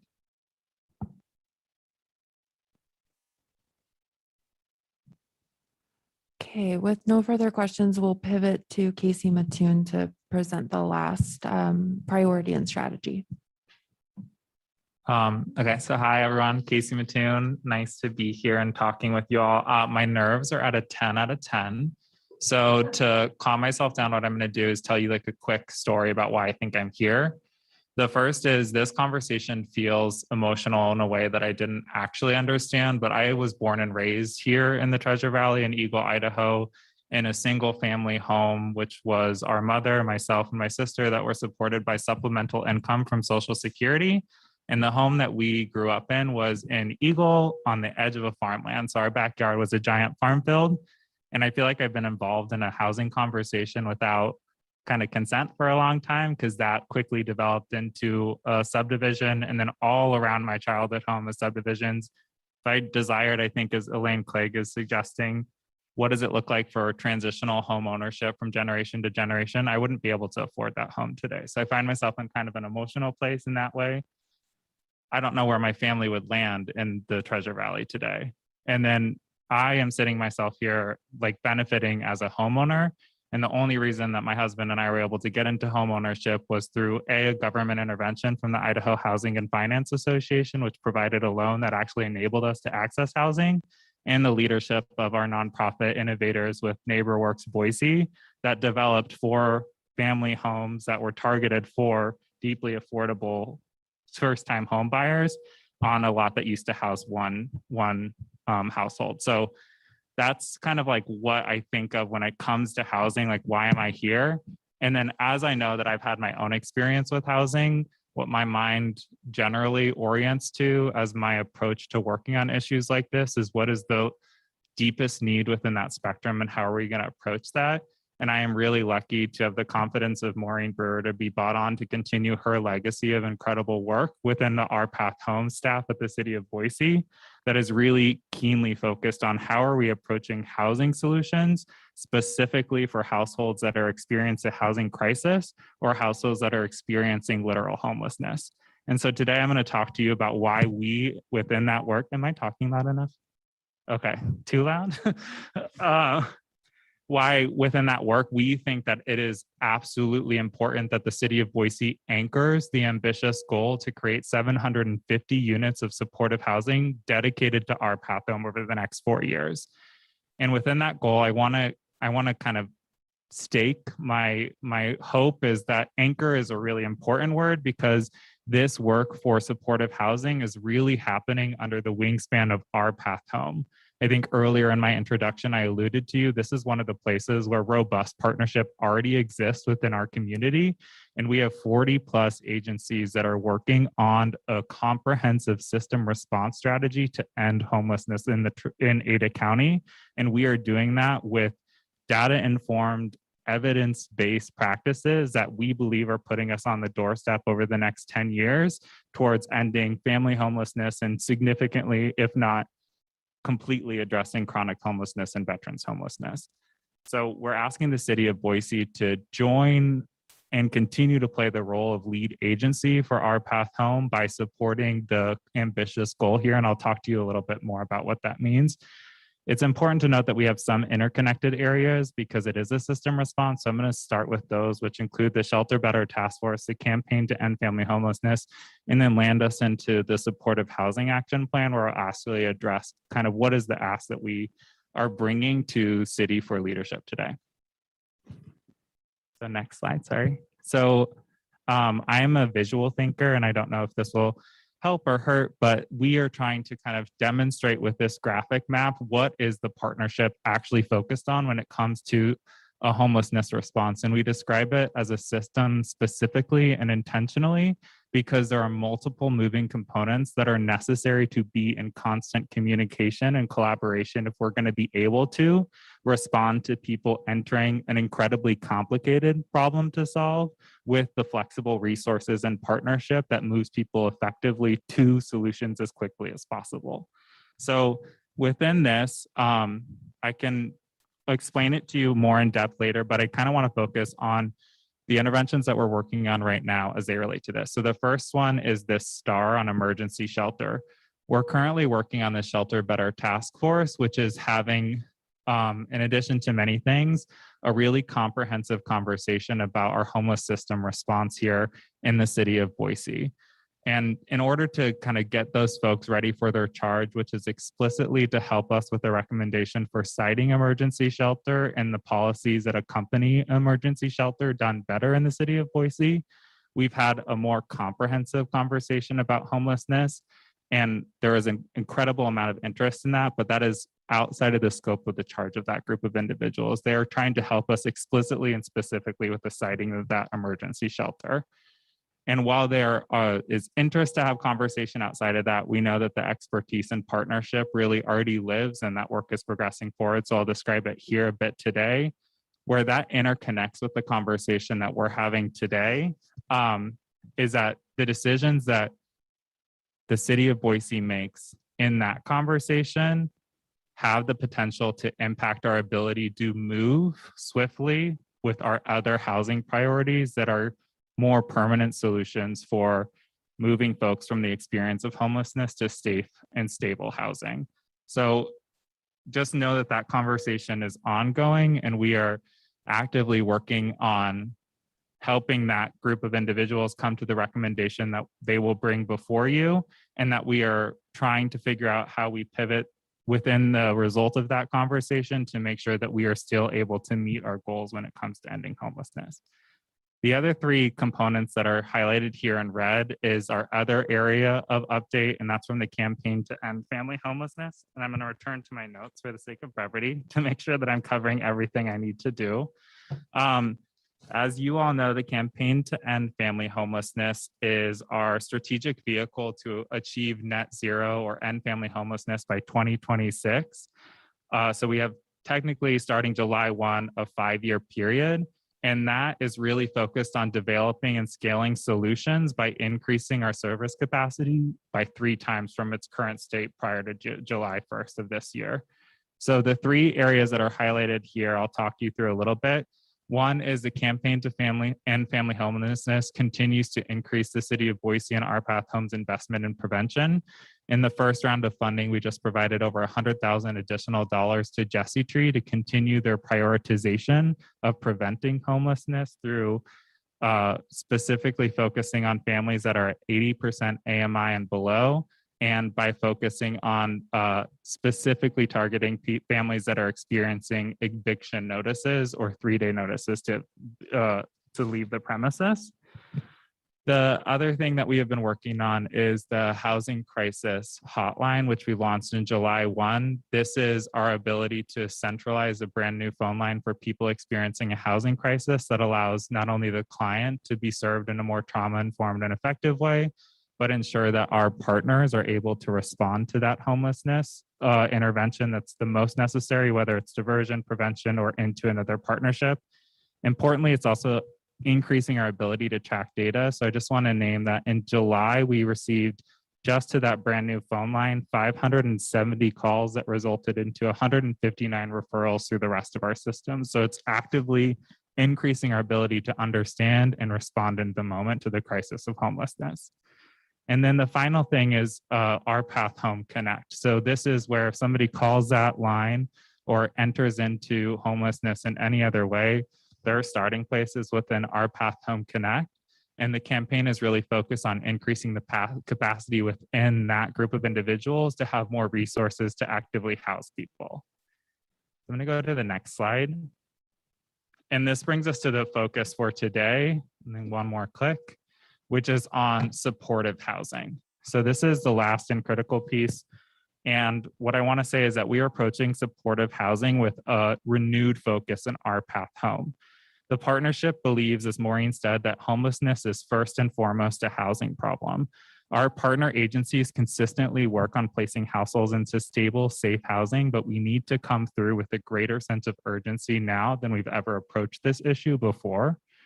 And before we dive into the nuance of our strategy, I want to make sure that we're all clear on what supportive housing is.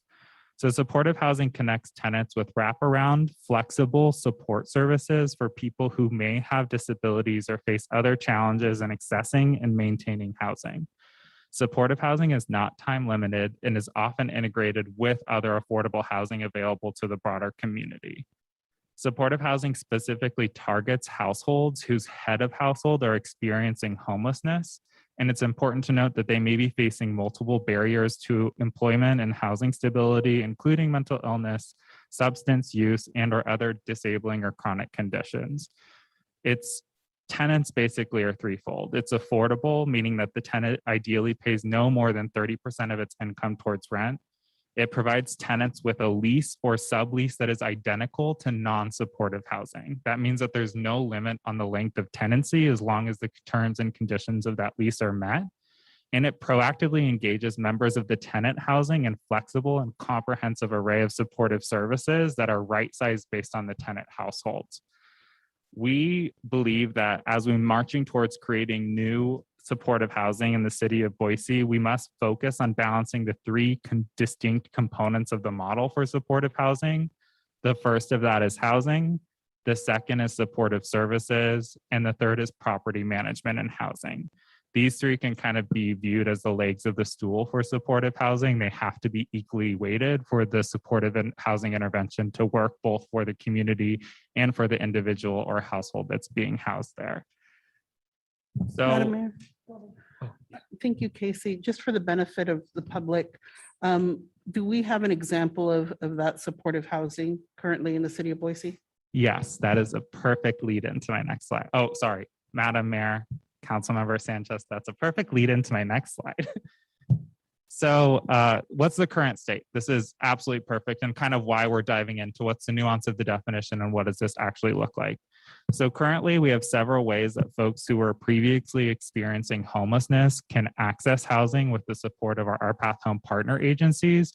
One of those ways is through rapid rehousing, which is a program that's administered by Catch Charity, and it is called Taking Root. It's rapid rehousing provides short-term rental assistance and services. The goals are to help people obtain housing quickly, increase self-sufficiency, and stay housed. It's importantly offered without preconditions, and the resources and services are typically tailored to the individual. So Catch has a philosophy of lightest touch. They start with what is the least amount that we give in order to empower this family to be successful in their own ability.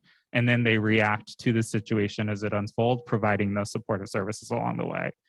Today in rapid rehousing, we have 38 families who are currently housed through this program today, and they operate through a cycle of funding that's available that's time limited. But like I said, it's permanent supportive housing because the lease itself is not time limited. The goal of this program is to make sure that families who are housed through it stay housed by their own merit and work in an ongoing manner. The second that we have is Choice, which is administered by the Boise City. Oh, the second we have are permanent supportive housing, and these can look like two different things, and I'm missing one component on this slide. The first is Scatter Site, which is Choice and VASH. And then Scattered Site simply means, as I indicated, supportive housing can be folded into other affordable units throughout the community. So you might have a multifamily unit that has a couple of units and households that are supported by this type of program mixed in with other full market rate units. The second is single site, and this is what was often called like a concentrated site, which means that there is a single site, the entire unit or all the units within the entire building are dedicated to a supportive housing strategy. So Choice is administered by the Boise City Ada County Housing Authority. It's called Coordinated Housing Options and Individualized Services. It's funded by HUD. And again, this is the supportive services. Tenants don't pay more than 30%. And the difference here is that this is definitely controlled by a HUD market rate. So the units that they're working with have to be within a certain range for us to be able to utilize those homes to house these families. What's missing under Scattered Site is BASH, which is a program that's administered by the Veterans Affairs. And that is specifically for veterans, but same basic tenants and different funding source. And then finally, for our single site, we have New Path and Ballard Point, which I know you all are intimately familiar with. For each of those, I just want to name, in the VASH program, we have 120 households that are currently housed through that for 143 individuals. For Choice, we have 80 households for 148 individuals. For Valor Point, we have 26 households and 27 individuals. And then for New Path, we have 39 households with 46 individuals. So we're already providing an incredible amount of supportive housing through the Our Path Home partnership. However, we have an incredible challenge to overcome here. The need is currently unmet by inventory. Within Ada County, Our Path Home Connect estimates that roughly 55% of those experiencing literal homelessness will require some level of supportive services to be successful in housing stability, informing the need for Our Path Home to increase the number of supportive housing units in our program portfolio. And just to give you kind of a rough estimate on that, the waiting list for supportive housing today for families is totaling in August to 354 families who are waiting for this. And just for single individuals is 427 households that are seeking housing through permanent supportive housing. So notwithstanding the projections that are based on growth and a multitude of factors occurring within our housing market, the need today is unmet, and we have families and individuals actively waiting to be placed into supportive housing.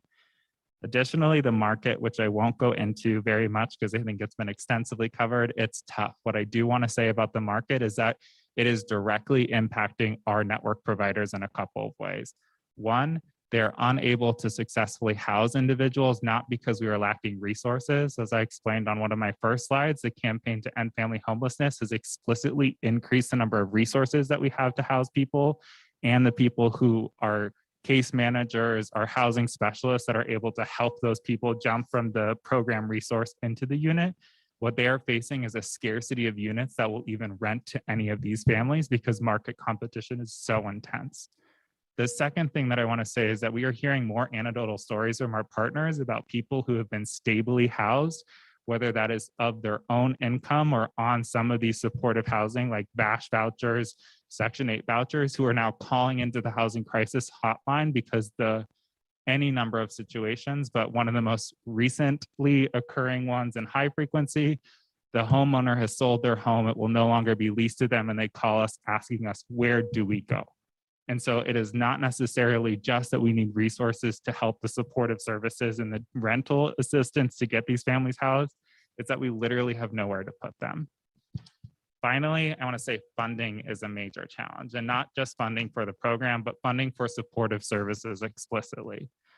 I detailed a little bit more kind of what those supportive services are. They're the types of wraparound service that we provide, either scattered site where we actually go to the individual's unit or the household's unit and provide them with those comprehensive services on site, or we do it in a single place like New Path. We have identified a lack of sustainable funding source to provide supportive services to meet the needs of those who have been recently housed after experiencing homelessness. And a great example of this is New Path. So for New Path, for the next fiscal year, the estimated cost of providing those services is $575,000. We are previously have worked with Ada County, who provides the contract for supportive services and has funded it in partnership with St. Luke's and St. Alphonsus. This year, Ada County has made a different calculation in terms of funding and will be cutting their funding from total services covered, in addition to the $100,000 that's given by each of the hospital systems, to $200,000, which leaves us with a $175,000 gap. That is a position that we find ourselves, regardless of the cut this year, year after year, we are going to partner agencies asking them to fund this because this funding is unsupported by any type of state policy, including Medicaid, and is unfunded by any other flexible capital funding source that can actually provide these services. And the reason that that's a giant challenge is, as you can see, it prevents a difficult path forward for New Path to remain the successful program that it has, which has netted over $2.6 million in savings in its first 2 years of operation alone. It really puts a stop sign in front of our ability to pursue any additional supportive housing units to meet the clearly expressed need that we have in our community. So the next slide. The good news is that we are working on addressing this within our Path Home. So as part of my role here, coming since May of this year, is standing up a new governance structure that really allows the Our Path Home partnership to really develop deeper partnership in specific subcommittees that are working exclusively on a central focus that makes their scope a little bit easier to walk and allows us to target resources based on data that we have. So we are standing up currently a housing committee. That housing committee and its standing up of it is explicitly supported by the Campaign to End Family Homelessness, who has a new housing focus. So at the beginning of the Campaign to End Family Homelessness, the campaign explicitly decided to exclude housing from the conversation because at that time and in the market that we had in our modeling, we felt that we were able to increase services and increase direct assistance to families, and that would allow us to solve for family homelessness within a 5-year time period. What our network providers and our leadership cabinet continued to point out as the market evolved in the city of Boise and other cities in the Treasure Valley was that moving forward with just direct assistance to families and increased service ability or capacity was not going to solve this if it did not walk alongside a specific strategy to increase the number of housing units that we could use within our path home. So over the last, I would want to say 8 months, the Our Path Home campaign to end family homelessness has done two specific things. The first is a 300 homes initiative. And this is a strategy that's dedicated to acquiring more existing units to be dedicated to Our Path Home, so that when we have those families, that caseworker and the money to put them into a supportive unit, we can match it with a supportive unit through a collaborative that we're working on with, among others, the Pacific companies and a larger set of developers that are working within our community and within the Treasure Valley to increase the number of major developers that are willing to dedicate units specifically towards this cause. So that's an ongoing project that we're really excited about. The other thing that we're doing is using or potentially utilizing the city of Boise's $2 million commitment to the campaign specifically to help meet the need for housing by dedicating potentially that amount of money specifically to the construction and operation of new supportive housing specifically for families that can help us target that goal. The next thing that we have is a prevention work group, and I know that this is always really important to touch on. Prevention is a housing strategy. While it doesn't place families into housing, it prevents families from entering into homelessness, which creates more need for placing families into housing after they've been unstable, after they've experienced literal homelessness. We can talk more, but for the sake of time, I'm just going to move quickly because I already talked on Jesse Tree is an infusion from the campaign to end family homelessness here. And we also have an incredible influx of federal dollars, including the emergency rental assistance program, which in the city of Boise has been performing above expectations for expenditure by timeline. Finally, supportive housing steering committee. So this is the final way that we're kind of standing up this work with an advisory committee that we have been establishing in partnership with a corporation for supportive housing, who's a consultant that we've been working with over the last several months in Agnew Beck. They are building off of the work of the housing analysis specifically to help us do a needs analysis when it comes to supportive housing. So this is looking again at the lowest end of that spectrum and trying to identify what are the individuals that are going to be either displaced from housing or facing housing insecurity or experiencing literal homelessness.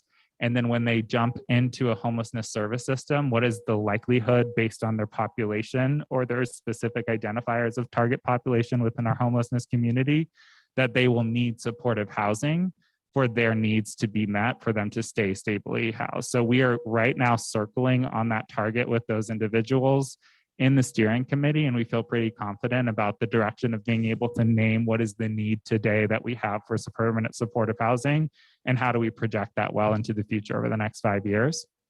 And the other important thing that we're teeing up within that steering committee is partnership.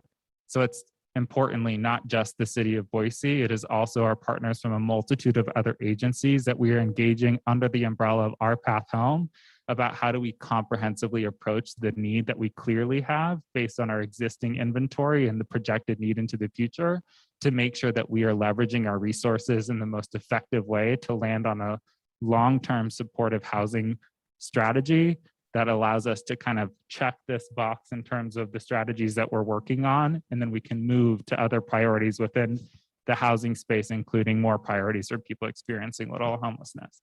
So the next slide is the specific goals. So one, within the 750 unit goal, there are kind of a bifurcation of where we're headed. The first is 250 plus units in newly constructed or acquisition plus rehab. So this is in addition to the 1,250 units that Anna was speaking to you about for affordable housing. We are setting a target of developing 250 unique units through this work that specifically meet the need of supportive housing in our community. That we believe, based on the work of that committee, at least initially, that the city of Boise could use the $10 million that you've set aside for supportive housing over time to create 250 developed units in a possible pipeline of 5 different projects to serve an estimated 400 people. What's important to note here is that the decision calculus is really how do we approach the spending of city resources here in terms of the partnership. And it is our estimation that the best position that the city of Boise can take is understanding how do we take that $10 million to enable the pipeline through a couple of different things that I'll put onto the next slide. But it is how do we take that $10 million and increase confidence so that we can move in the direction of really leveraging that resource to its highest and best use that doesn't put us in a position 1 year from now of saying, we have another new path that doesn't have supportive service housing, and now we're back to the drawing board with how we're approaching and then another comprehensive conversation about permanent supportive housing. So that's one goal. The second goal is 500 units dedicated in existing inventory. And I spoke to you a little bit about this, the 300 dedicated units that we're moving towards in the campaign to end family homelessness. We have a mix of what those are looking like. So roughly, probably based on the data that we pulled from CATCH from recent exits from the rapid rehousing and programs that place families experiencing literal homelessness into supportive housing units, we're looking at a mixture of composition here. So we're going to be looking at 1 bedrooms, 2 bedrooms, 3 bedrooms, and 4 bedrooms. The largest of that need exists in 2 bedrooms. So 68% of the housing exits that they do for family today require at least a 2 bedroom. 3 bedrooms are around 22%, 4 bedrooms are around 2%, and then 1 bedrooms are around 6%. So that'll take a specific strategy and where we're marching forward with 2 brand new staff at the CATCH charities that is a landlord partnership specialist, and a brand new staff that's being hired through an investment from the campaign to end family homelessness at the Housing Authority that will focus on the same type of role within their organization with support from city staff and the Pacific companies and an organization that are trying to stand up the Treasure Valley Housing Coalition. So together, we're going to launch probably at the beginning of September. We just got the invite today for our final meeting, where we'll have a brochure, a partnership agreement, and a form for signing up for dedicated units. And we have full confidence that we'll be able to move towards success there. The next thing is Our Path Home will secure 200 dedicated units for single adults. Together, these will combine to serve 1,100 people. The idea is focusing on family first because we have a greater need, obviously, within that population for increased room sizes, which are actually one of the most difficult things for our network providers to find on market today. So by building the systems and collaboration and increasing the confidence of our partners in development and property management, we feel like we'll be able to leverage those existing systems with additional focus from the staff to begin focusing on individual housing, which is usually 1 unit or studio units. So the final slide, and I'll go really fast, is the role that we're asking kind of you all to play. And it's kind of a cheat because you're going to have to play all 3 roles here as a leader, as a partner, and as a convener. So specifically with that $10 million, we're asking that you all get prepared to play a unique role by providing the most flexible capital to fund elements of the supportive housing plan from Our Path Home that actually boosts partner confidence. And the reason that that is important is because the city of Boise is uniquely positioned to leverage a significant capital resource to play a role that no one else in our partnership can play. And that will be key to unlocking the full potential of our permanent supportive housing plan. The second role that we're asking you all to play is as partner. So we believe that the reason to approach Our Path Home and the steering committee as the vehicle through which this plan gets enacted and evaluated is that that partnership itself is a table that unlocks millions in collaborative resources and commitments that actually allow us to pursue this pipeline of 5 projects. We are importantly not sitting alone, and it is not up to our $10 million to figure this thing out. It is how does our $10 million inspire the confidence that allows other partners who are having this conversation insularly to commit their resources and come all in on this project with us to work together, making the most collective impact we can.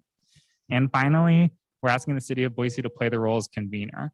It's important that we leverage our relationships and processes to bring community members along with our partners for the solutions. As we've seen, it's a tense time within the city of Boise to move forward on some of the most important issues because they touch almost every single person in our community.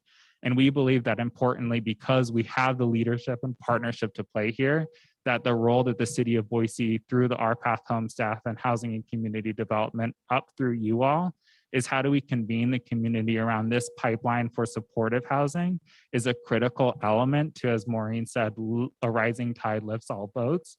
How focusing here is actually the best step forward and the best day for the city of Boise. So with that, I will pause for questions. Madam Mayor. Casey, thank you for the presentation. For level 10 on nerves, that's a pretty good job. So thank you. Kind of relating this slide to a slide that you showed earlier, one of the biggest barriers for funding was those supportive services. And my understanding coming from the nonprofit sector is that there's a lot of things that are easier to fund than others. And a lot of times it's capital projects and a lot of other things that are really difficult to fund. And so what I'm hearing from you is that those supportive services are the areas that are one of the most challenging to find funding, both from, larger agencies, governmental agencies, private funders, all these different types of things and partnerships. And so what I see then in the last slide here is to play that unique role in that really flexible funding, being that we as a city can be really flexible in those dollars to cover some of those gaps where those other areas won't emerge. Am I understanding that correctly? And that we want to make sure that whatever we use our funds for are those areas that can't be served so that we can expand the amount of funding coming in from other areas?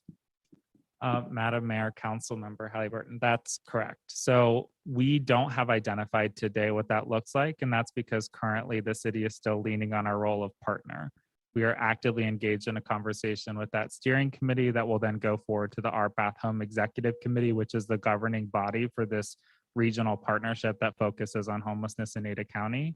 As we're moving through that conversation with them and with you all here, we are trying to tee up each partner to play the role that fits their highest and most impactful measure for letting us move forward. So we haven't quite identified what that is yet for the city of Boise, and that's why you see the recommendation here is incredibly broad, but it's preparing you all to think about within the plan that we come back with that will be data informed based on the needs analysis for people that require supportive housing, and will include a 5-year timeline for what are the different projects that we think we can move across, including the capital stacks and financing models for those.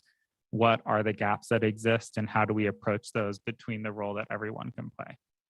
And Madam Mayor, just quick follow-up. Casey, thank you for some of the clarification there. That's really helpful because I think it does kind of show the unique role that we can play, where there is some flexibility of what we can do where other agencies and partners may not be able to. And so I think that's exciting that we maybe have that possibility. Madam Mayor. Sure, go ahead. Thank you. So I appreciate that conversation, Councilmember Halliburton. I would say that after having dug into this quite a bit over the last year, it would not be our best day to pay for supportive services on our own. I think that we have to have a partnership if supportive services are going to be sustainable. Doesn't mean that we shouldn't participate in that. Obviously, we have and we will. I think the state, frankly, needs to step up and play the role that they need to play in supportive services. But if we're going to have supportive housing going forward, this is not a Boise issue, and it's been cast as a Boise issue. It's a regional issue, and I'm happy to play the role that we need to play to be the leader to find a solution. But I'm a little leery of being cast in the role of being the solution. So I think I love the way that Casey couched this, that we need to be able to play a unique role and be flexible. But I guess I would just say that from my perspective, at least, that has to be a unique role in a broader partnership that gets commitment and keeps commitment from all of the partners so that it's sustainable. It's not just a flash in the pan. I think what's important to think about here is, yes, this is a state problem, it's a regional problem, but it's also a Boise problem. And we need state partnership, we need regional partnership, but we need leadership here locally. And we can't wait for the state legislature to decide to take action and do what they need to do to help the region and help the state address these issues. We don't want to wait for the money to land in our lap. And instead, I've asked staff to think about the total cost of meeting our goal and your goal too, Madam President, of providing permanent supportive housing to end family homelessness and veterans homelessness, to end chronic homelessness, and the overall capital stack as well as program stack that requires within our own community. This needs assessment looks at our community. And then to come back to us with how we leverage the resources we've committed, because we can't do it with $10 million, the whole thing. But we can be, just as our staff has helped lead at our End Family Homelessness Steering Committee, we can be that leader, partner, and convener that helps people understand that housing is the solution for resources. And from that, we now see the committee that's dedicated to finding 300 units for families. And so I think that while we wait for these longer term solutions, we can fill gaps as we're looking at filling gaps in affordability, and want the opportunity for staff to bring to us what that $10 million could leverage in the long run to make possible to meet these goals that we all share. Madam Mayor. Thank you, Madam Mayor. Thank you, Casey. Great job.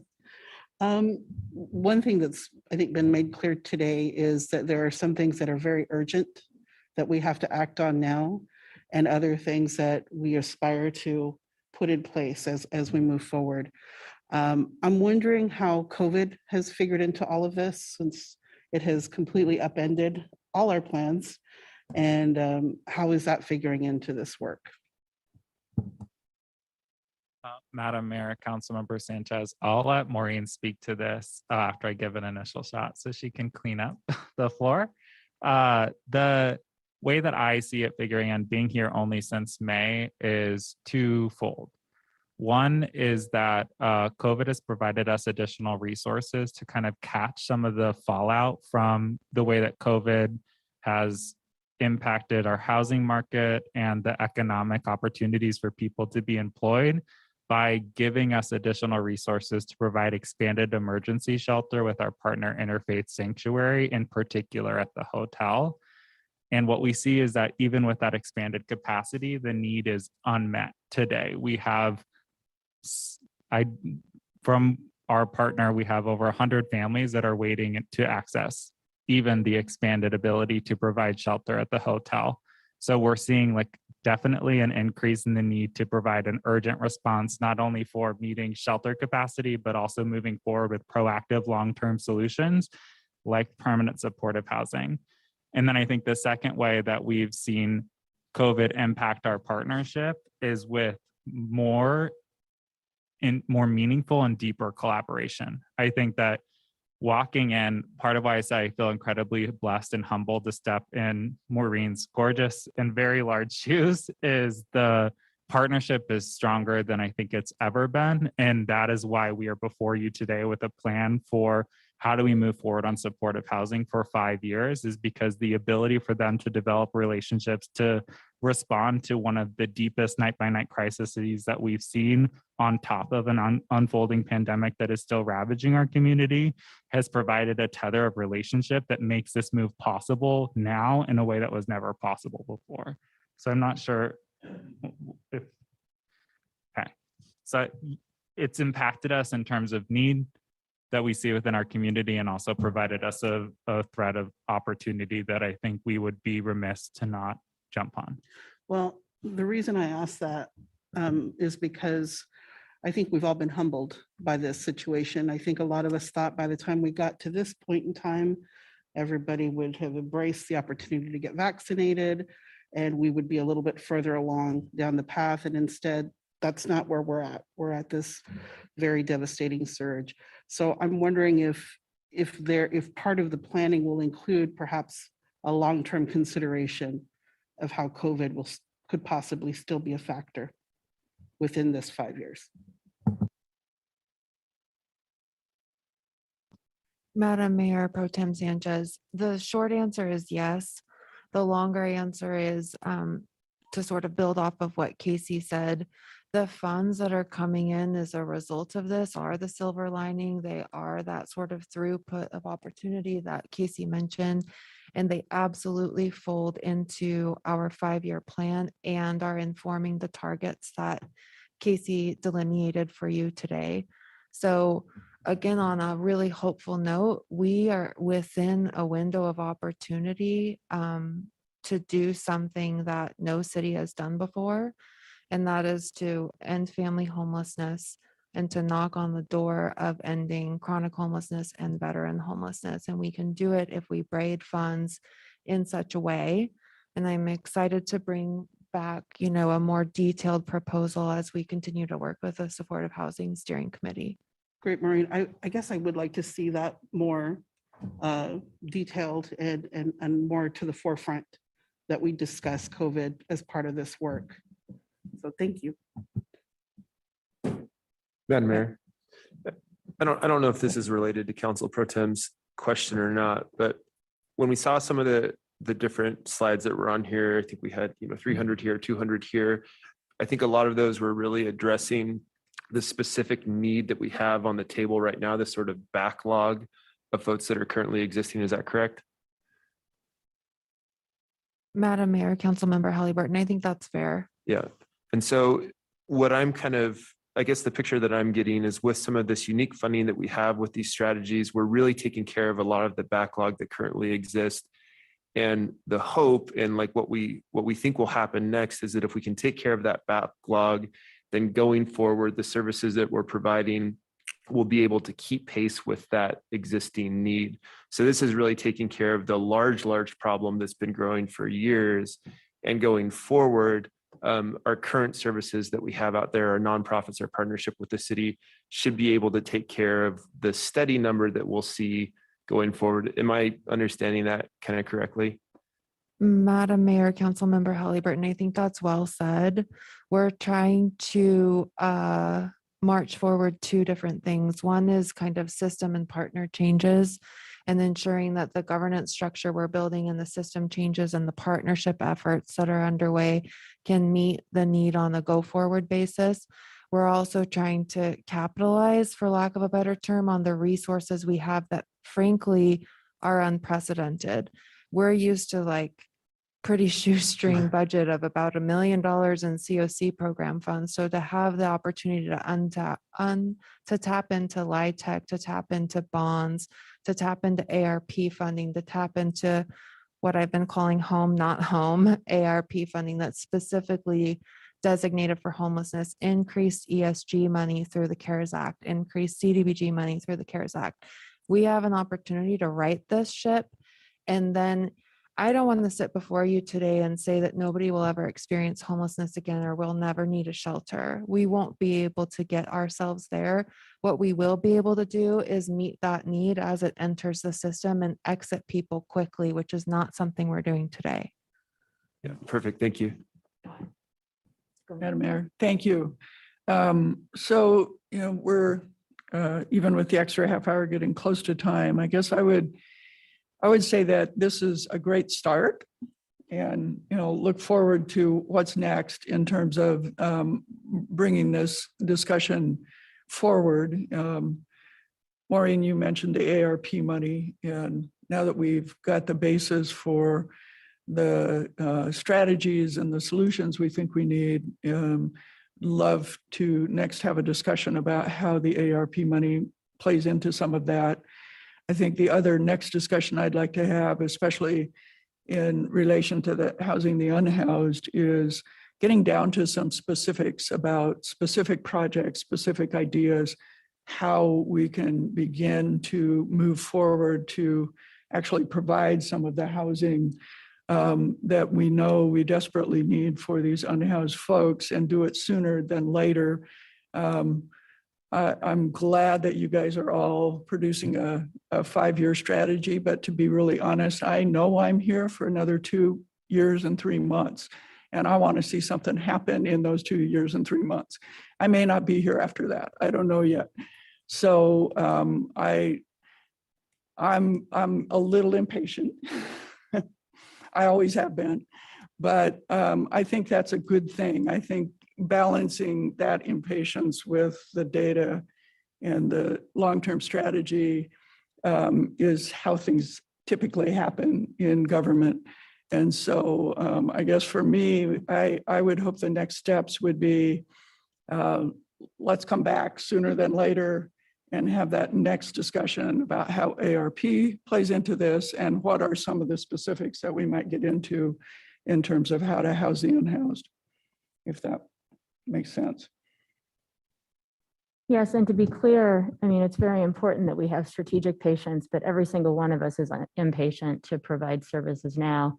All the more reason it's important to think about how we, with our dollars, can get action as quickly as possible and not wait for the state policy changes, but instead be doing two things at once, bringing people to the table that can provide capital, part of that capital stack, and continue to invest.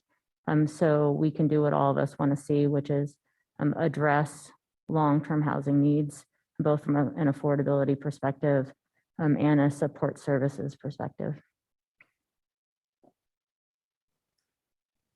Mayor and council, we have a handful of more slides. I'm gonna call a little bit of an audible, given that we have 8 minutes, and cruise through those with your permission pretty quickly. Oh, please don't die.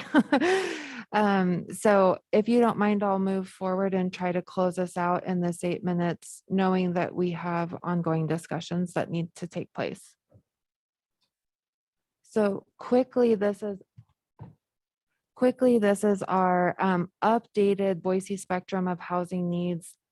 Incredibly hard to read. I'll share this with you separately. It needs just a couple of adjustments, but I wanted to share it with you here, given what we discussed today and our strategic direction moving forward. And then I just wanted to make a few points as you are able to read and digest this slide. Again, with limited resources and this deep need, the city needs to focus, and our intention is to do so in those areas where the market is not. Like we've talked about, Councilmember Bajent and others, there's a tendency to over-rotate into the supply idea, but if we want to impact affordability today, we need to do the hardest part. And quite frankly, this is where the public good and the collective good and the public benefit also lies, which is the city's charge. And then just a quick nod to this idea again of balancing quick wins, transformational solutions, innovation, strategy, alongside this idea of partnership and leverage. The city and the staff before you are committed to thinking outside the box and getting creative, and also engaging the community to make strides on this issue. It's a both and. We can't innovate our way out of this entirely. We need to strategize and have a specific tactical plan. Have others created a pipeline, which I'm going to show you in just a minute? Probably. Have others braided funding the way that we want to propose we braid funding? Yes. Have we? No. And so that is innovative, and that is a way for us to not leave resources on the table and to maximize this window of opportunity that we are currently within. And then again, Councilmember Bajent, this really speaks to your point that as we evaluate what we're doing and the impacts and the results of our efforts on, say, a 1 or a 2 year implementation cycle, we know that we may need to pivot, and we're prepared to do so. And we may be able, given some quick wins, Council President, to adjust and focus in another specific area, change tactics, and make what could be considered some broader efforts. So quickly, we had planned to spend some time with you on some specific projects that we are hoping to move forward. I'm going to just kind of cruise through this really quick. And if you have specific questions, if you have specific questions, Rob Boesfield is also here to sort of field those, or we can always come back or provide more detailed information in another manner.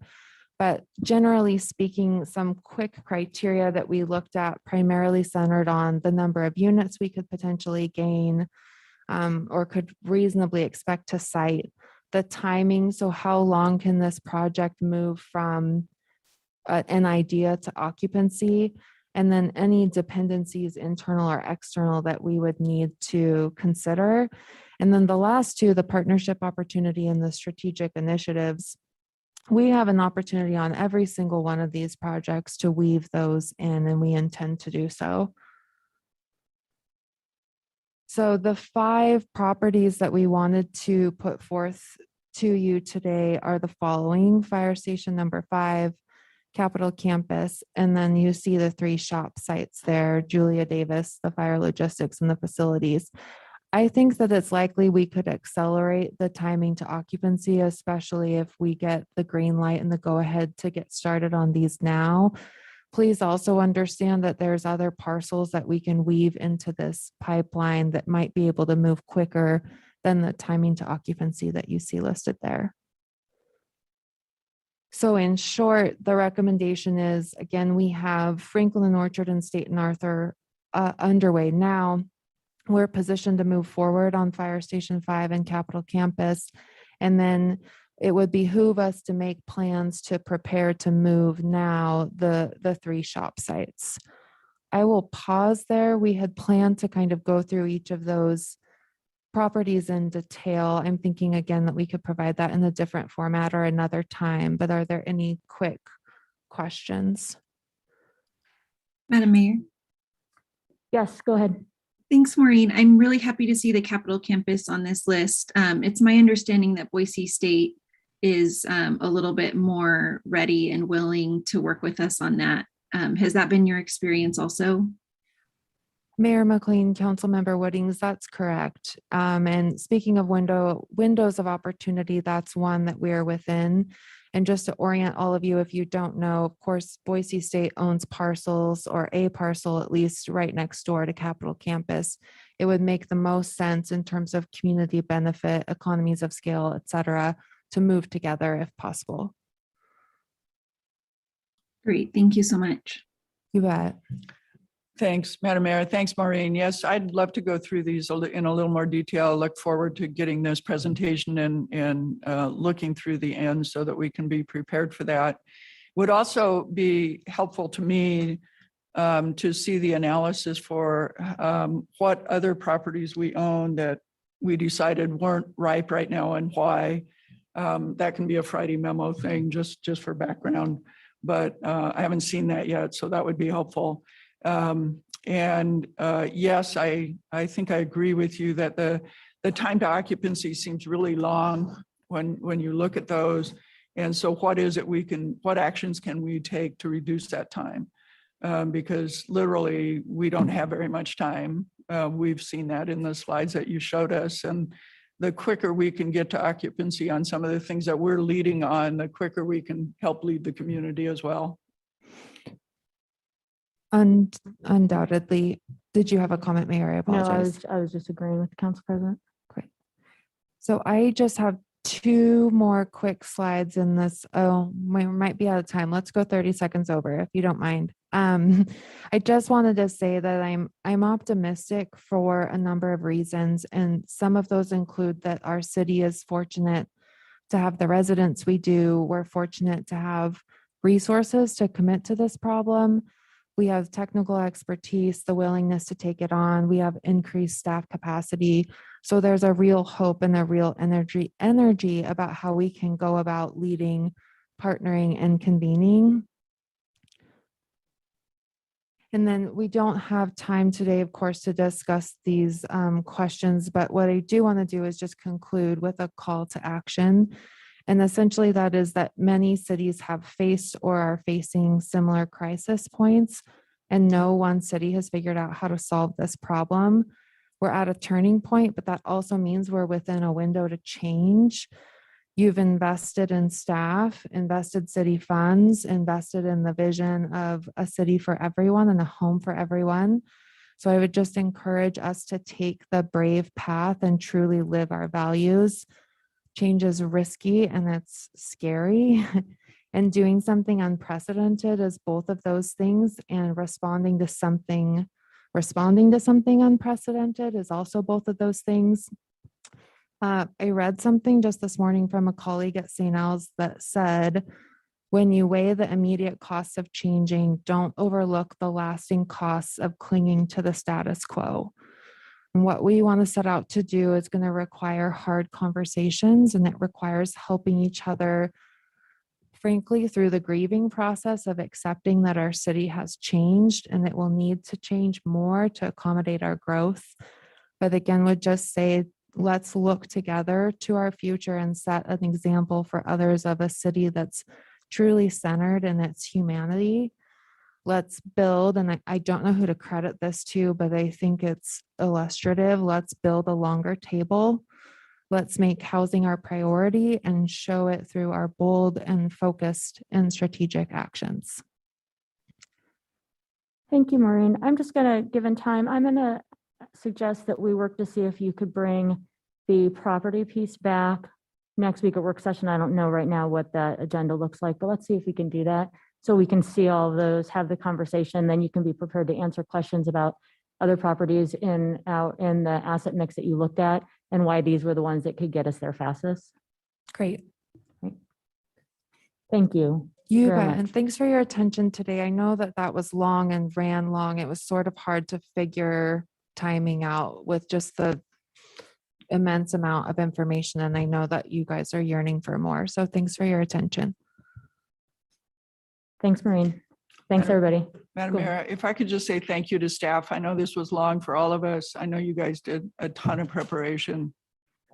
But I think getting everybody at the same knowledge base so that we can go forward together is really, really important. So thank you. Thank you, everybody. We'll be back here at noon.